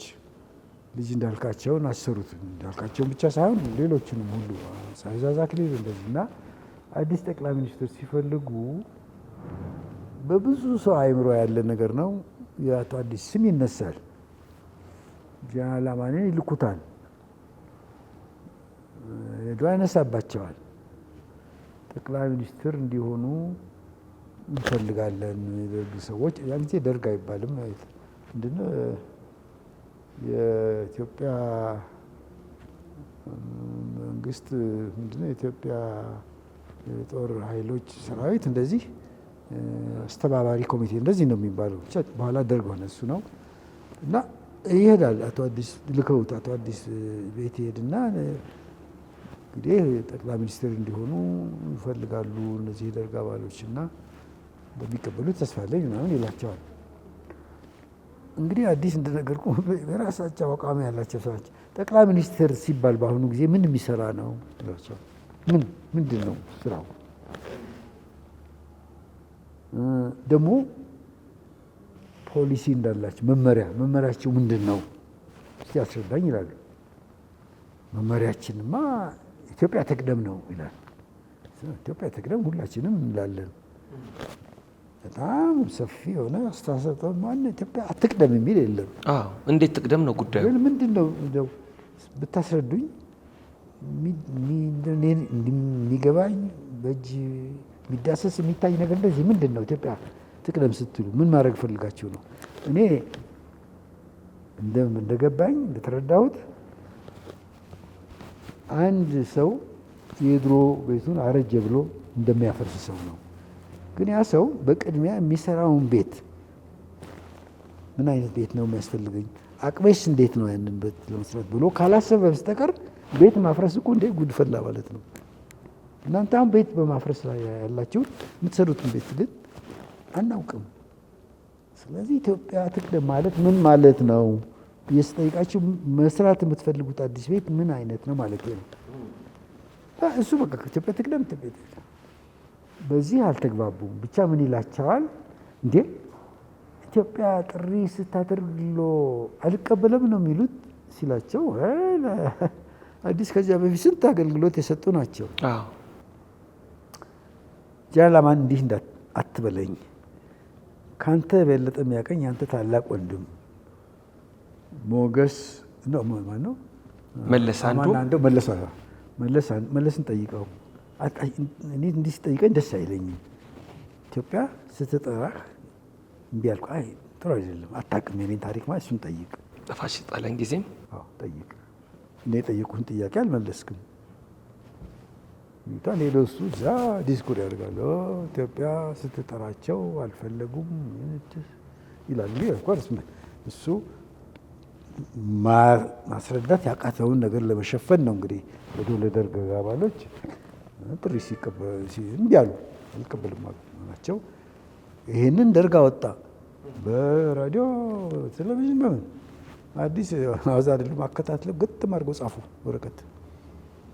እኔ አማን ጠይቆኝ ያልኩት ይሄ ነው፣ ቅድም ያልኳቸው ይሄ ነው። በራዲዮ በምን የወጣው ትክክል አይደለም ብለው ጻፉ። መልስ አልተሰጠም። ያ ወረቀት ግን አለ። አሁን መጨረሻ ላይ ደርግና አማን ተጣልተው ደርግ አማንን ሌሎችንም ከገደለ በኋላ በአመቱ አቶ አዲስ ተጠይቀው ምን ማለት ነው ባሉ በአመቱ ማለት ነው የደርግ ታሪክ የሚጽፉ ሰዎች አሉ። አንድ ሻለቃ ናደው የሚባል እንጃ በህይወት እንዳለ አላውቅም። እሱ ነው ይመስለኛል መጥቶ ይጠይቃቸዋል አቶ አዲስን። እኛ እኮ ጀነራል አማን መጥቶ የነገረን እንደዚህ ነው፣ አቶ አዲስ እምቢ ያሉ አሻፈረኛሉ ነው እንጂ ምንድን ነው ዝርዝሩ ብሎ ስጠይቃቸው አሁን አጫወትኩት ነገሩት። ለዚህ ሰውዬ ታሪክ ውስጥ አስገባ እና ታሪኩ እንደዚህ ነው እንጂ አዲስ ማለት ቀላል ሰው አይደሉም በእውነት በጣም በጣም ጠንካራ። እርሶም በነፃነት በግልጽ የጻፉት ነገር አለ። ግትርነት አላቸው። እውነትም በቀዳማዊ አፄ ኃይለ ሥላሴ ራሱ ትዕግስታቸው ይገርማል። ምክንያቱም ማንም ብሏቸው የማያውቀውን ነገር ነው ያሉት። ያኔ በ53 ዓመተ ምህረት ታህሳስ ግርግር ተፈጠረ፣ እንዲህ ነው መሆን ያለበት ብሎ ማስታወሻ ሲያቀርቡ ከንቱ አወዳሾችን ይጠንቀቁ ሲባል እችን እንኳን ሰርዛት ሲባል አይን ያልሰርዝም አሉ። የሚገርም ነው። ከንጉሱ ራሳቸው መታገሳቸው አፄ ኃይለ ሥላሴ ሊደነቁ ይገባል ለትዕግስታቸው። ሐዲስ ዓለማየሁም ለሐቀኝነታቸው ሊከበሩ ይገባል። የሚገርም ዘመን የሚከበሩ ሰዎች ናቸው ሁለቱ። በንጉሠ ነገሥቱ ዘመን የመጀመሪያዎቹ 3 ዓመታት የሥራ አገልግሎት በሚገልጹበት ጊዜ እርሶና ክቡር ጠቅላይ ሚኒስትር አክሊሉ ሀብተወልድ በአክብሮት ስማቸውን የምናነሳ የነበራችሁ ወዳጅነትና እርሶ ወደ ሹመት የመጡበት አጋጣሚ እጅግ በጣም የተለየ ነው። ወዳጅነት ማለት ድንገት መንጠራራት ይሆናል። እሺ፣ እሳቸው ትልቅ ሰው አባቴ ሊሆኑ የሚችሉ ናቸው። እንደ አባት እንደ ወዳጅ በድሮ ጊዜ፣ በአሁን ጊዜ ሊሆን እንደዚህ እንዳልኩ መንጠራራት ነው። ሩቅ ናቸው። ብቻ በጣም እንግዲህ ሰው ነው ያቀረበኝ። እኔን ስም ያቀረበው ሰው ነው። ዘውዴ ረታ የሚባል ታውቃለህ? አምባሳደር ዘውዴ ረታ። እሱ እኔ ሳላውቅ እኔ የተባበሩት መንግስታት በምሰራበት ጊዜ እንግዲህ አንዱ የእሱ ስራ ሳይታወቅበት ማለት ነው ለጸሐፊ ትእዛዝ በቃ የሚደግፏቸው የእሳቸውን የስራ ፕሮግራም የሚደግፉ ኢትዮጵያን ማገልገል የሚችሉ ወጣቶች ማቅረብ ነው የእሱ ስራ። አይታወቅበትም። መቼም ከታወቀበት ሰው ሁሉ እዛ እየሄደ ሹመት ይፈልጋል። ማን ማያውቅበት? ሁለቱ ብቻ ናቸው የሚያውቁት፣ እሱና ጸሐፊ ትእዛዝ። እኔም አላውቅም። እና አሁን ከረጅም ጊዜ በኋላ ነው ይህን የሚነግረኝ። ያኔ አንድ ቀን ይጋብዝኛል። ይህን የሚነግረኝ እሱ ነው። እኔ ዘውዴ መሆኑን በሩቅ ነው። በትምህርት ቤት አንገናኝም። እሱ የተማረው ሊሴ ትምህርት ቤት ፈረንሳይ፣ ከዚያ ፈረንሳይ ሀገር ተመልሶ ማስታወቂያ ሚኒስቴር። ምንም ግንኙነት በእኔ የተማርኩት እንግሊዝ ምኒልክ ትምህርት ቤት፣ ዩኒቨርሲቲ ኮሌጅ ሄድኩ፣ ተመለስኩ። በትምህርትም በስራም እንትን አልተገናኘንም እኔ እና እሱ። እሱ ግን ሲመለስ የጠቅላይ ሚኒስትሩ አንድ አይነት ግንኙነት አለው። የአንድ ሀገር ሰዎች ይሆናሉ፣ ዝምድና የሚኖራቸው ይሆናል። ደግሞ ብልህ ሰው ነው። እዚያ ማስታወቂያ ሚኒስቴር ውስጥ አስገብተውት እዚያ አድጓል እና የራዲዮ ክፍል ኃላፊ ነበር መጨረሻ ላይ። ግን መጀመሪያ ቤተ መንግስት እየሄደ ጃንሆይን ኢንተርቪው የሚያደርግ እሱ ነው፣ ሌላ ሰው አይደለም። ጎበዝ ነው። የቤተ መንግስት ወሬ አቀባይ እሱ ነው። እና እንዳጫወተኝ ስለ አንተ አንዳንድ ነገር ሰማሁ አለ። መከታተል ጀመር። እዚያም ስል በቃ መሸታ ቤት አትሄድም? እንግዲህ መሸታ ቤት በድሮ አነጋገር ነው፣ ቡና ቤት ማለት ነው፣ ባር እንደዚህ። ከእንግሊዝ ሀገር የመጡ ልጆች በአብዛኛው ማለት ነው ከአሜሪካን የመጡት ያደርጋሉ። ብዙ ጊዜ እንግሊዝ ሀገር ፓብ የሚባል አለ፣ ባር በጣም የተወደደ ነው። ቢራ ነው ሄዶ ሰው የሚጠጣ የሀገሩ ሰው። እዚያው የሚሰራ ቢራ አለ እንደዚህ የሚጨመር እና ከእንግሊዝ ሀገር የመጡ ልጆች ራስ ሆቴል ባር፣ ኢትዮጵያ ሆቴል ባር፣ ቴጌ ሆቴል ባር እንደዚህ ሄዱ እንትን ይላሉ፣ ይጠጣሉ። ከአሜሪካ እኔ አሜሪካን የተማርኩት ከእኔም ጓደኞች ይሄዳሉ። እኔ ግን እንደው የተፈጥሮ ሆኖ በባዶ ሆዴ መጠጣት አልችልም። ምሳ ወይ ራት መብላት አለብኝ። በመሀሉ እንትን ሽምብራ ምናምን አቅርበው ቆሎ አልችልም። ደህና ጉዝጓዝ ያስፈልገኛል እና ጉዝጓዝ ደግሞ ወይ ራት ወይ ምሳ ነው። አልሄድም በዚህ ምክንያት እዚያ በፍጹም አልሄድም። ይሄ እንደ እንትን ተቆጥሯል። በጣም ጥሩ ጠባይ ያለው ጠባይ ጋር አይገናኝም። ብቻ አንድ አይነት እንትን ነው፣ ግን አይሄድም። እንግዲህ እዚያ ደግሞ ሲሄዱ ይጨቃጨቃሉ። ምን እንደሚሉ አላውቅም። አይጥም ይሆናል አንድ ጊዜ እርስ በርሳቸው እንትን መጣላት፣ ድብደባ ድረስ አይደርስም፣ ግን በቃላት የሚለዋወጡት ቃላት አንድ ጊዜ ጥሩ ላይሆን ይችላል። እኔ ግን ይሄ ሁሉ አይደርስብኝም፣ ቤቴ ነው የምሄደው። ይሄን እንትን ይላል። ጓደኞች እነማን ናቸው? የኔ ጓደኞች ብዙ አሉ። መንግስት መስሪያ ቤት የሚሰሩ በላቸው አስራት፣ ተሾመ ኃይለማርያም እንደዚህ። ተሾመ ኃይለማርያም ማለት የመጨረሻ አፈ ንጉሥ የነበረ በቅርቡ ጊዜ ነው የሞተው፣ ዛሬ 4-5 ዓመት። በላቸው አስራት ደግሞ የመጨረሻ ላይ ሚኒስትር አንድ ላይ ነበር። ልጅ እንዳልካቸው ካቢኔ የፍርድ ሚኒስትር ነበር። ጎበዝ ሰው ነው። ቀጥ ያለ ሰው እንደ አዲስ ፍንክች ምን እነሱ ሁሉ ጓደኞቼ ናቸው። ያጠናል ይሄ ዘውዴ ጓደኞችን እከሌ ናቸው።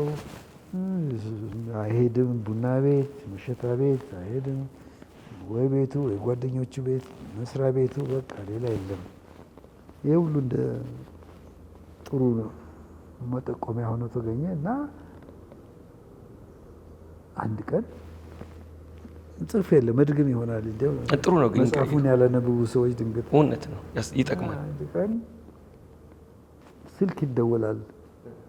አቶ ተካልኝ ገዳሙ ክቡር ጸሐፊ ትእዛዝ ጠቅላይ ሚኒስትሩ ሊያነጋግሮት ይፈልጋሉና በዚህ ቀን በዚህ ሰዓት እንዲመጡ ይላሉ። እኔ ወንድሜ ይሄ የተባበሩት መንግስታት ቢሮ እንጂ የኢትዮጵያ መንግስት ቢሮ አይደለም። ድንገት በሱ በመወክሼ ተካልኝ ገዳሙ የሚባል እርሻ ሚኒስቴር ወይ ንግድ ሚኒስቴር ይኖር ይሆናል። እኔ ግን እዚህ ነው። እንዴ እርስዎ አቶ ተካልኝ ገዳሙ አፍሪካ አዳራሽ ውስጥ የሚሰሩ አይደሉም? አዎ። ታዲያ እርስዎን ነው የሚፈልጉት? ለምን? እኔ ስልከኛ ነኝ። በምን አውቃለሁ ጌታዬ? ባለቤቱን ነው መጠየቅ። እሺ አልኩ። አሁን የኔን ጓደኛ ደግሞ አፈ ንጉሥ ተሾመ ያኔ አፈ ንጉሥ አልነበረም፣ ጠየቅኩት። እሱም እንደዚሁ እንዲህ እኔ ምን አንተ ለመሆኑ የጠቅላይ ሚኒስትሩ ሲጠሩ አልመጣም እኔ እርሶ ሰራተኛ አይደለሁም ልትላቸው ነው? ምንድን ነው እንደዚህ ሳይሆን ለማወቅ ምን ታውቃ እዚያ ስታውቅ እዚያ ይነግሩሃል ለምን እንደፈልጉ አለኝ። እሺ ብዬ ሄድኩ። ደረስኩ። ወዲያው አስገቡኝ። እንግዲህ አንዱ የገረመኝ ነገር መቼም ሁሉም ይነሳሉ። የተባበሩት መንግስታት እንዲህ ያለ ነገር የለም። ሰው ቢሮ ውስጥ ገባ ማንም አይነሳም። ስዳ ምናምን ሌላ ሰቸው ብድግ ልማድ ሆነው ብድግ ይላሉ። ትንሽ ግራ ገባኝ። ቆይ አንተ ተካልኝ ገዳሙ ማለት አንተ ነህ? አዎ። ለምንድን ነው የማላውቅህ አሉ። ኧረ እሱን እንዴት አድርጌ እመልሳለሁ? እኔ አላውቅም። እኔ ግን አውቆታለሁ። ልጅነትም አለ። የት ነው የምታውቀኝ አሉ። እንዴ እርስዎ እዚያ የተባበሩት መንግስታት ኤርትራ ከኢትዮጵያ እንድትዋሃድ ንግግር ዲስኩር በሚያደርጉበት ጊዜ እዚህ በጋዜጣ አነብ ነበራል። አይ እሱ ማወቅ አይባልም አሉ። አሁን ምንድን ነው የምትሰራው አሉ። እንደዚህ አልኳቸው። በቃ ላውቅህ ፈልጌ ነው እንዲሁ ላይ ፈልጌ ነው አሉ። 5 ደቂቃ አይሞላም ተሰናበትኩ። አሁን በጣም ገረመኝ። እንዴ ጠቅላይ ሚኒስትሩን የሚያህል ሰው ይፈልጋል ተብዬ 5 ደቂቃ ላውቅህ ፈልጌ ላይ ፈልጌ ነው። ምን አይነት መንግስት ነው ብዬ በጓደኞቼ እንደገና አንተ እባክህ ተሆን እኛን እንዴ ጉዳዩ እኛን እንዲመለከት እንዲህ ነው የሚደረገው ኢትዮጵያ መንግስት አላ እንጃ። ጥቂት ቆይቶ ስሜን በጋዜጣ ያለሁ አንድ ጊዜ ግርማዊ ንጉሠ ነገሥት መልካም ፈቃዳቸው ሆኖ የሚከተሉትን ሹማምንት ሹመዋል። እንደዚህ የሚል ነው። ትንሽ የተለየ ነው።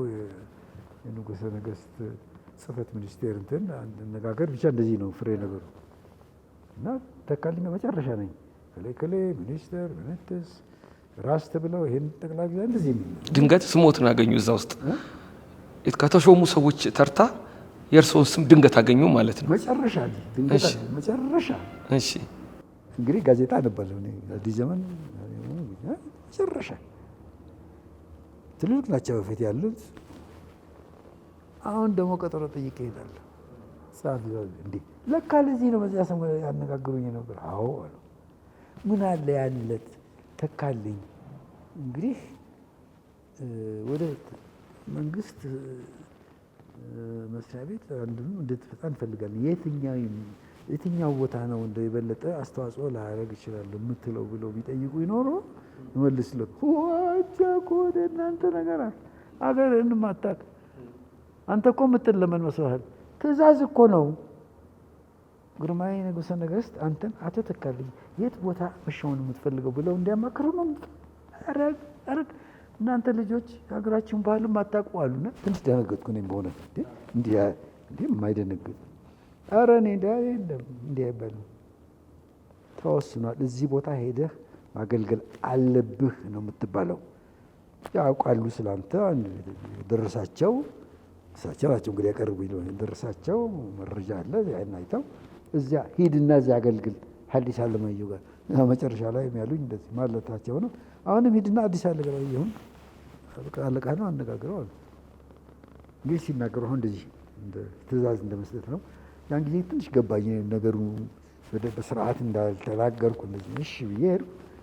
አቶ አዲስ ቢሮ ሄድኩና ክቡር አቶ አዲስ እርስዎ የእኔን ስም አቅርበው ነው እንደዚህ በጋዜጣ የወጣው የእኔ ስም ስላቸው፣ ተካልኝ ስማ ለወቀሳውም ለምስጋናውም የለሁበትም አሉ።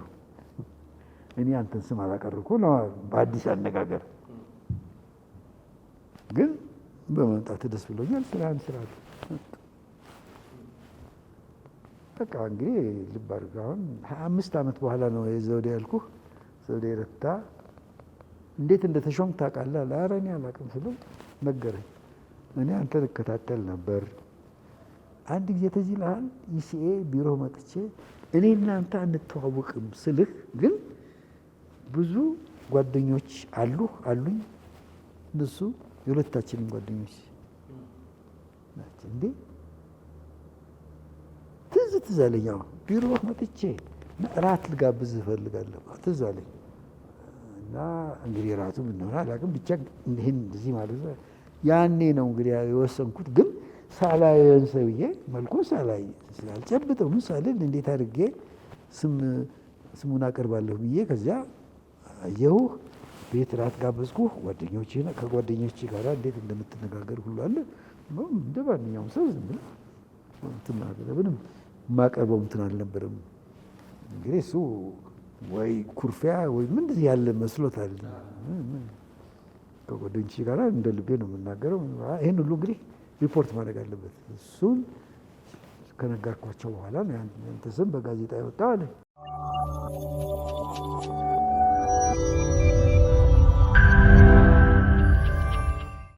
እዚህ ላይም ተዘርዝሯል። እርስዎ ወደ ሹመት ከመጡ በኋላ የተደረጉ የልማት የኢኮኖሚ ንቅናቄዎች፣ እንቅስቃሴዎች ቀላል አይደሉም። ግን በእርስዎ አንደበት ብንሰማ፣ ምክንያቱም ተቋማት ግንባታ ላይ የተከናወኑ ድርጊቶች ነባሩም አሁን ያለውም ወደፊት የሚመጣውም ትውልድ ሊገነዘብ ይገባዋል። በተለይ ፕላን ኮሚሽን ከተቋቋመ በኋላ ያሉ ንቅናቄዎች እንዴት ነበሩ? የ5 ዓመት ፕላን ነበር። እንግዲህ ልብ አድርግ፣ ይሄ የ5 ዓመት ፕላን በኢትዮጵያ አይደለም የተጀመረው። ያው በሶቪየት ጊዜ ሶቪየቶች ናቸው ይህን ለዓለም ያስተዋወቁት ማለት ይቻላል። ሩሲያ መንግስት የ5 ዓመት ፕላን ነበረው። ከነሱ ውጪ እንግዲህ ዩጎዝላቪያ እንደዚህ ነበሩ እና ዩጎዝላቪያ እና ኢትዮጵያ ደግሞ ወዳጅነት እንትን አለ በመሪዎቹ ምክንያት። ዩጎዝላቪያ በጀርመን ተወራ ነበር በሁለተኛው የዓለም ጦርነት ጊዜ። በዚያ ወቅት ደግሞ ኢትዮጵያ በጣሊያን ተወራ ነበር እና በዚህ ምክንያት ሁለቱ መሪዎች የዩጎዝላቪያ መሪ ፕሬዚደንት ቲቶ፣ ኢትዮጵያ መሪ አፄ ኃይለ ሥላሴ ይተዋወቃሉ። ይሄ እንትን ሲሉ ይመስለኛል። የ5 ዓመት ፕላን የሚባለው ጥሩ ነገር ነው። በግምት ነው እኔ የምናገረው፣ የተጻፈ ነገር አይቼ አይደለም፣ ግምት ነው ይመስለኛል። ህንድ ለምሳሌ ያን ጊዜ አልጀመረችም። ህንድ በኋላ በደንብ የታወቀች የ5 ዓመት ፕላን በዚያ በ5 ዓመት ፕላን እንደምትመራ ጥሩ እንትን አሳይታለች። የልማት ስርዓት እኔ አልነበረችም እና እንግዲህ ከዚህ የተነሳ ጃንሆይ የ5 ዓመት ፕላን ያስፈልገናል ተብሎ የሚመጡት ያኔ ኢትዮጵያውያኖች ብዙ ኢኮኖሚስቶች የሉም፣ 1-2 ቢኖሩ ነው። ያኔ ዩጎዝላቮች ይምጡ ተብለው እንግሊዝኛ መናገር የሚችሉ ዩጎዝላቮች መጥተው ፕላኑን ያዘጋጁ እነሱ ናቸው። ኢትዮጵያውያን ተሳትፎ ማለት ከላይ ሆነው የሚመሩ ኢትዮጵያውያን ነበሩ። መጀመሪያ አቶ መኮንን ሀብተወልድ የሚባሉ በጣም የታወቁ ሚኒስትር፣ በዚያን ጊዜ አገር ወዳድ 24 ሰዓት የሚሰሩ ማለት ትችላለህ። ሰው ሲቀጡ አንድ ጊዜ በ8 ሰዓት ነው፣ አንዱ በ8 ሰዓት ቀን ይሄዳል፣ ስራ ላይ ናቸው ይባላል። በማግስቱ ጌታዬ ቀጥረውኝ ነበር። 8 ሰዓት ወጥቼ ከሰው ጋር አንተ በስም ከቀትር በኋላ በስም ማን አለህ? እኔ ከሌሊቱ 8 ሰዓት ነበር ያልኩህ። እውነት ነው። ሌሊት 8 ሰዓት ይቀጥራሉ፣ ይሰራሉ። ቢሮ ሌሊት ጋቢያ ቤታችን ጋቢያቸውን አድርገው ሲሰሩ ስልክ ሲደውሉ አይተኙም። እንቅልፍም ብዙ አይወስዳቸውም ይባላል። ግን ሰው ሁሉ እንቅልፍ ማይወስዳ ይመስላቸዋል። መጥራት ነው። ወርካሆሊክ ይላል ፈረንጅ። በጣም የስራ ሰው። እሺ፣ የሚገርም ነው። እና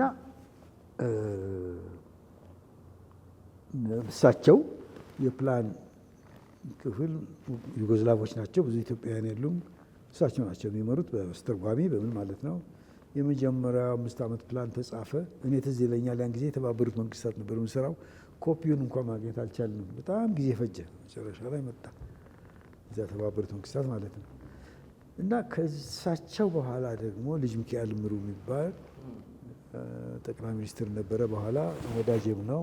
በጣም ጎበዝ ሰው፣ እንግሊዝ ሀገር የተማረ ኢኮኖሚስት። እሱ የበላይ ሆኖ መራ። ከሱ በኋላ ደግሞ ወርቁ ሀብተወልድ እንዲህ የሚባሉ ሰዎች መጡ።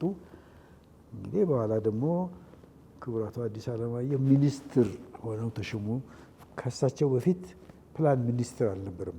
ፕላን ቦርድ፣ ፕላን ኮሚሽን ሚኒስትር ሆኑ። እንግዲህ በኋላ ቅድም እንደነገሩ እሳቸው ጋር የተመደብኩት በዚያን ጊዜ ነው። ታሪኩ ባጭሩ ይሄ ነው። እርስዎ ንጉሠ ነገሥቱ ከዘር እና ከጎሳ መድሎ የጸዱ የነጹ ናቸው ይላሉ። ከዚህ ቀደም ሮናልድ ሌቪን የተባለ ሰውም አፄ ኃይለ ሥላሴ እጅግ በጣም ተራማጅ ናቸው፣ ስልጡን ናቸው፣ ለወጡበት ብሔር፣ ለወጡበት ሃይማኖት፣ ለወጡበት አካባቢ ከማድላት ይልቅ አገር ማደርጀት፣ አገር ማስፋት ላይ ነው ያተኮሩት ብሎ ጽፏል። እርሶም የዚህ ሀሳብ ተጋሪ ይመስላሉ። የማውቀው ነገር ነው። ብዙ ሰው ያን ጊዜ ያውቀዋል። አፄ ኃይለ ሥላሴ መጀመሪያ ከብዙ ነው የሚወለዱት። እናታቸው ወይዘሮ ሽመቤት የአንድ የወሎ ሙስሊም ባላባት ልጅ ናቸው። ክርስትና ተነስተው ነው እንግዲህ እሳቸውን ያገቡት። አባታቸው ሙስሊም ናቸው። የወይዘሮ ሽመቤት አባት የአፄ ኃይለ ሥላሴ እናት። ስለዚህ በእናታቸው ከወሎ እስላሞች ይዛመዳሉ ማለት ነው። በአባታቸው ደግሞ በራስ መኮንን ሸዋ ሰው አማራ ናቸው፣ ግን ኦሮሞ ዘርም አላቸው። ሄዶ አንድ ቦታ መኮንን ወልደ ሚካኤል ጉዲሳ ይሄዳል። ከዛ እንግዲህ ጉራጌነትም አለባቸው አንድ ቦታ። ከዚህ የተውጣጣ እንትን ዝርያ ነው ያላቸው እና ምንም እኔ እንግዲህ አሁን አንዳንድ ሰዎች ይወቅሳሉ። ያኔ እሳቸው የሚያድሉት ለአማራ ነው። ምንም ውሸት ነው። በፍጹም ሐሰት። አማራነታቸውን ቅድም እንደነገርኳችሁ በከፊል ነው እንጂ ሙሉ በሙሉ አማራ እንደዚህ አይደሉም። በእናታቸው እስላም፣ ወሎ፣ በአባታቸው ደግሞ ኦሮሞ፣ ጉራጌ እንደዚህ እና ውሸት ነው። ስለዚህ ከብዙ የተውጣጣ ዝርያ ስላላቸው እንትናቸውም እንደዚሁ ነው፣ ተግባራቸውም እንደዚሁ ለዚህ የሚሉ ሰው አይደሉም። እና የስራ ሰው ይወዳሉ በጣም ምንም ሆነ ምን። አሁን ከሚኒስትሮች መካከል እንደው በብልጫ የወዷቸው የነበሩ አሁን በሕይወት ያሉ ልዑል ራስ መንገሻ ስዩም ይባላሉ። ልዑል ራስ መንገሻ ስዩም ይሄ ሹመታቸው እንደሚያመለክተው የትግራይ ንጉሳዊ ቤተሰብ አባል ናቸው። የእሳቸው አባት ራስ ስዩም መንገሻ ዮሐንስ የአፄ ዮሐንስ የልጅ ልጅ መሆናቸው ነው። የልጅ ልጅ እና እሳቸው በአንድ በኩል ድንገት እናታቸው የልዑል ራስ መንገሻ እናት ጎጃም ውስጥ አንድ ቦታ አለ፣ ከዚያ የተወለዱ ናቸው። ግን አስተዳደጋቸው ናቸው የትግራይ ነው። የትግራይ ባላባት ናቸው። ሁሉም በሚያውቃቸው በዚያ ነው። ከብዙ ሰዎች አብልጠው የሚወዱት ራስ መንገሻ ነው። በምን ምክንያት? ስራ ይስራሉ በጣም። ይሄ ደግሞ ዓለም ነው የሚያውቅላቸው። እሳቸው ብቻቸውን በኢትዮጵያ ውስጥ እሳቸው ብቻ ነበሩ ማለት አይቻልም። ብዙ ሰዎች ነበሩ። ግን ከነዚያ ከጥቂት ሰዎች እንደ ጃንሆይ ይሄ ሰው ለሀገሩ ተቆርቋሪ ሰራተኛው ከሚሏቸው ሰዎች መካከል ከጥቂቶች መካከል እኚህ ነበሩ በምንም ከእሳቸው ጋር በዘር በምን አማራ ትንሽ እንደነገርኳቸው ከጎጃም የወለዱ ይሆናል። ግን ይሄ ጃንሆይ አይምሮውም አይገባም። ይወዳሉ እሳቸው በቃ በዚህ ነው ሰውን በስራው ነው የሚያቀርቡት። ከተማ ይፍሩ አሁን ኦሮሞ ምናምን አለበት ይባላል። እሳቸው አያስቡም። በጣም ቅርብ የሚወዱት ከተማማ እንዳጫዋቻቸው ነው። ውጭ ጉዳይ ሚኒስትር አድርገውት አፍሪካን ሁሉ እሳቸውን ትእዛዝ እየተቀበለ የአፍሪካን ሰዎች የአፍሪካን ሀገሮች ያስተባበረ እሱ ነው። እሱ በዘር አይደለም። በዛን ጊዜ እንደሚባለው የድሃ ልጅ ነው። አባቱም ማንም አያውቃቸውም አባቱ እና አፄ ኃይለ ሥላሴ ከዚህ ንጹህ ናቸው ማለት ይቻላል። በጣም በጣም ደግሞ ደጋግሞ የትንትና ያለ ሰማ። አሁን አንድ ምሳሌ ልስጥ ለዚህ። አንድ ሰው እንግዲህ አማራ ነኝ የሚል ከአንድ ቦታ ከቤት እንደሆነ ከመንዝ እንደሆነ አላውቅም፣ መንገሻን ራስ መንገሻን እንደሚወዷቸው አውቋል። እኔ እንግዲህ የሰማሁት ነገር ነው፣ የተረጋገጠ ነገር ላይሆን ይችላል። ብቻ ይመስላል ነገሩ፣ ሁኔታውን ከአካባቢ ውስጥ የመሰለ ነገር ነው። መጥቶ ጃንሆይን ያስጠነቅቃል። አማራ ነኝ የሚል ከሸዋ አንድ ሰው ኧረ ሰው ይጠንቀቁት፣ እሱ እኮ ንጉሥ ዘር ነኝ ነው የሚለው የአፄ ኃይለ ሥላሴ የአፄ ዮሐንስ ልጅ ነው እና ለእሱም አይተኛም ሲላቸው ጃንሆይ ምን መልስ እንደሰጡት ታውቃለህ? መቼም እናንተ የሚሰራ ሰው አትወዱም። አንድ የሚሰራ ሰው ቢገኝ አናቱ ላይ ትቆለላላችሁ። ወይድ በፍጹም። ስለዚህ ጃንሆይ የሚሰራ ሰው ይወዳሉ በጣም በጣም። አሁን ቅድም ብሔረ ጽጌን አንስቼብህ ነበር። ብሔረ ጽጌን አይተው በጣም ነው ደስ ያላቸው። ብሔረ ጽጌ ባለቤት አስተዳዳሪ ስብሐቱ ናቸው። ነግሬሃለሁ። እኔ ተከስሼ እሳቸው ከሰውኝ ሄጃለሁ። ያኔ ጃንሆይ ስሜታቸው ግልጽ ወደዚህ ሰውዬ ነበር። እንደሱ የሚሰራ ሰው ቢገኝ ሀገራችን። እኔ የመንግስት ሰራተኛ ነኝ፣ ያውቁኛል። ልጅ ስለነበርኩ በጣም ይሄን ያህል ብዙ እንትን የለ ቅርበት ግን ያውቃሉ። ወደ እሱ ነው የሚያደሉት። ይሄ የመንግስት ስራ ማንም ይሰራል። ይሄ ግን የለም። እና እንደዚህ ያሉ ሰው ነበሩ። ምንም ሌላ ነገር የለባቸውም። አሁን ካነሷቸው ሰዎች መካከል ራሱ ልዑል ራስ መንገሻ ስዩም እንግዳ አድርገናቸው የትውልድ አደራ በሚለው መጽሐፋቸው ላይ ተወያይተናል። እንደገና ደግሞ ደጃዝማች ወልደ ሰማያትም እሳቸውንም አውርተናል። ጠንካራ ሰው። በንጉሠ ነገሥቱ ዘመን ልማቱ ላይ አተኩረው ያደረጓቸው ለውጦች እጅግ በጣም የሚደነቁ ናቸው ሁለቱም። እንደገና ደግሞ የአቶ ከተማ ይፍሩ ልጅ መኮንን ከተማም እንዲሁ ስለ አባቱ ጽፎ ስለነበር እንዲህ እንግዳ አድርገነው ስለዛ ዘመን ለመጫወት እድል ገጥሞናል። አሁን ይሄ መጽሐፍ አብዮታውያን በነገስታት ዙፋን ላይ ነው የሚለው። አብዮታውያን በነገስታት ዙፋን ላይ መጀመሪያ በእንግሊዝኛ ቋንቋ ነው የተጻፈው። ከዛ በኋላ ነው አሁን በአማርኛ ገበያ ላይ የቀረበው። መጽሐፉን ያነበቡ ሰዎች እኔንም ይጨምራል አስተያየት፣ ከመጽሐፉ ይበልጣል፣ ከርዕሱ በላይ ነው። መጽሐፉ እጅግ በጣም ሰፊ፣ ትናንትናንም ዛሬንም ነገንም እንድናይ የሚያደርገን ነው። ይህንን ርዕስ ለምን መረጡት? መጀመሪያ ያጻፍኩት ቅድም እንዳልከው ይህን መጽሐፍ በእንግሊዝኛ ነው። እንግሊዝኛው ሪፐብሊካንስ ኦን ዘ ትሮን፣ ሪፐብሊካን የሚል ቃል በአማርኛ የለም። እንዴት አድርጌ ብተረጉመው ነው ለሀሳቡ ለዋናው ላሰብኩት ነገር የሚቀርበው ሳስብ ነው እንግዲህ አብዮታውያን ያልኩት እንጂ ሪፐብሊካውያን ብል የተጎላደፈ አማርኛ ነው። ሌላ ሰው ያነው ምንድን ነው ሪፐብሊካውያን ይላል ይጠይቃል። እና ሳስብ ድንገት አብዮታውያን ቢባል ለሆነውም ሁናቴ ጥሩ የሚገልጥ ነገር ነው ብዬ ነው። ገላጭ ርዕስ ነው ብዬ ነው። እንግዲህ ሰው መቼም ላይስማማ ይችላል እና ይሄ ነው በእውነት ሌላ ምንም እንትን የለውም። የአማርኛ ቃል ጥሩ አድርጎ ሪፐብሊካን የሚለውን የእንግሊዝኛ ቃል ጥሩ አድርጎ የሚተረጉም የአማርኛ ቃል ስላጣሁኝ ነው። ድንገት ይኖር ይሆናል አንድ ቀን አማርኛ የሚያውቅ ግዕዝ የሚያውቅ ሰው የሚያውቅ ሰው ከዚህ የተሻለ ርዕስ ሊሰጠው ይችላል። ግን በእኔ አስተያየት ይሄ ነው።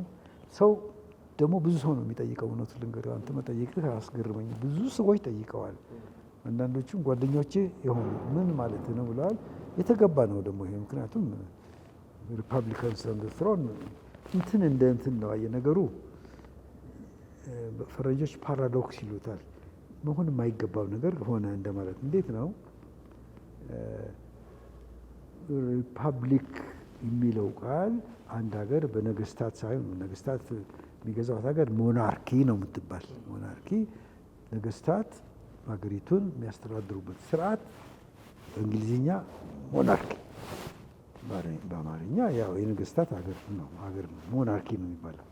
ሪፑብሊክ የተለየ ነው። ሪፑብሊክ ህዝብ በመረጣቸው ሰዎች የምትተዳደር፣ ፕሬዚደንቱን፣ ምክትል ፕሬዚደንቱን፣ ጠቅላይ ሚኒስትሩን ህዝብ ይወርዳል። ያ ሲወርድ ሲዋረድ ከመጣ የንጉሳውያን ሀረግ የሚወለድ ሰው ነው ንጉሰ ነገስት የሚሆነው።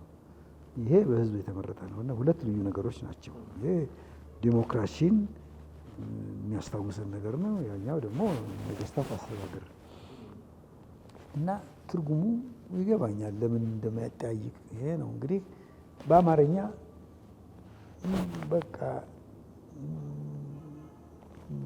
እሱን የሚመስል ትርጉም የለም። ሪፐብሊክን የሚመስል ትርጉም የለም። ዋናው ነገር ሪፐብሊካንስ ኦን ዘ ትሮን ደግሞ ማለት ሪፐብሊካን ነኝ እኔ ዴሞክራሲን አመጣለሁ የሚል መሪ እንዴ ዙፋን ላይ አይቀመጥም። እንዴት? ኢትዮጵያ ውስጥ ግን የሆነው ይሄ ነው እላለሁ። እኔ ደግሞ ራሴ የፈጠርኩት ሀሳብ አይደለም፣ ሌላም ሀገር ሆኗል። አንድ እኔ ዴሞክራሲን አመጣለሁ፣ ኢትዮጵያ ከአሁን በኋላ የንጉሠ ነገሥት ሀገር ሞናርኪ ሳትሆን ሪፑብሊክ ናት የሚል መሪ ወይም መሪዎች ከመጡ ምን አመጣው?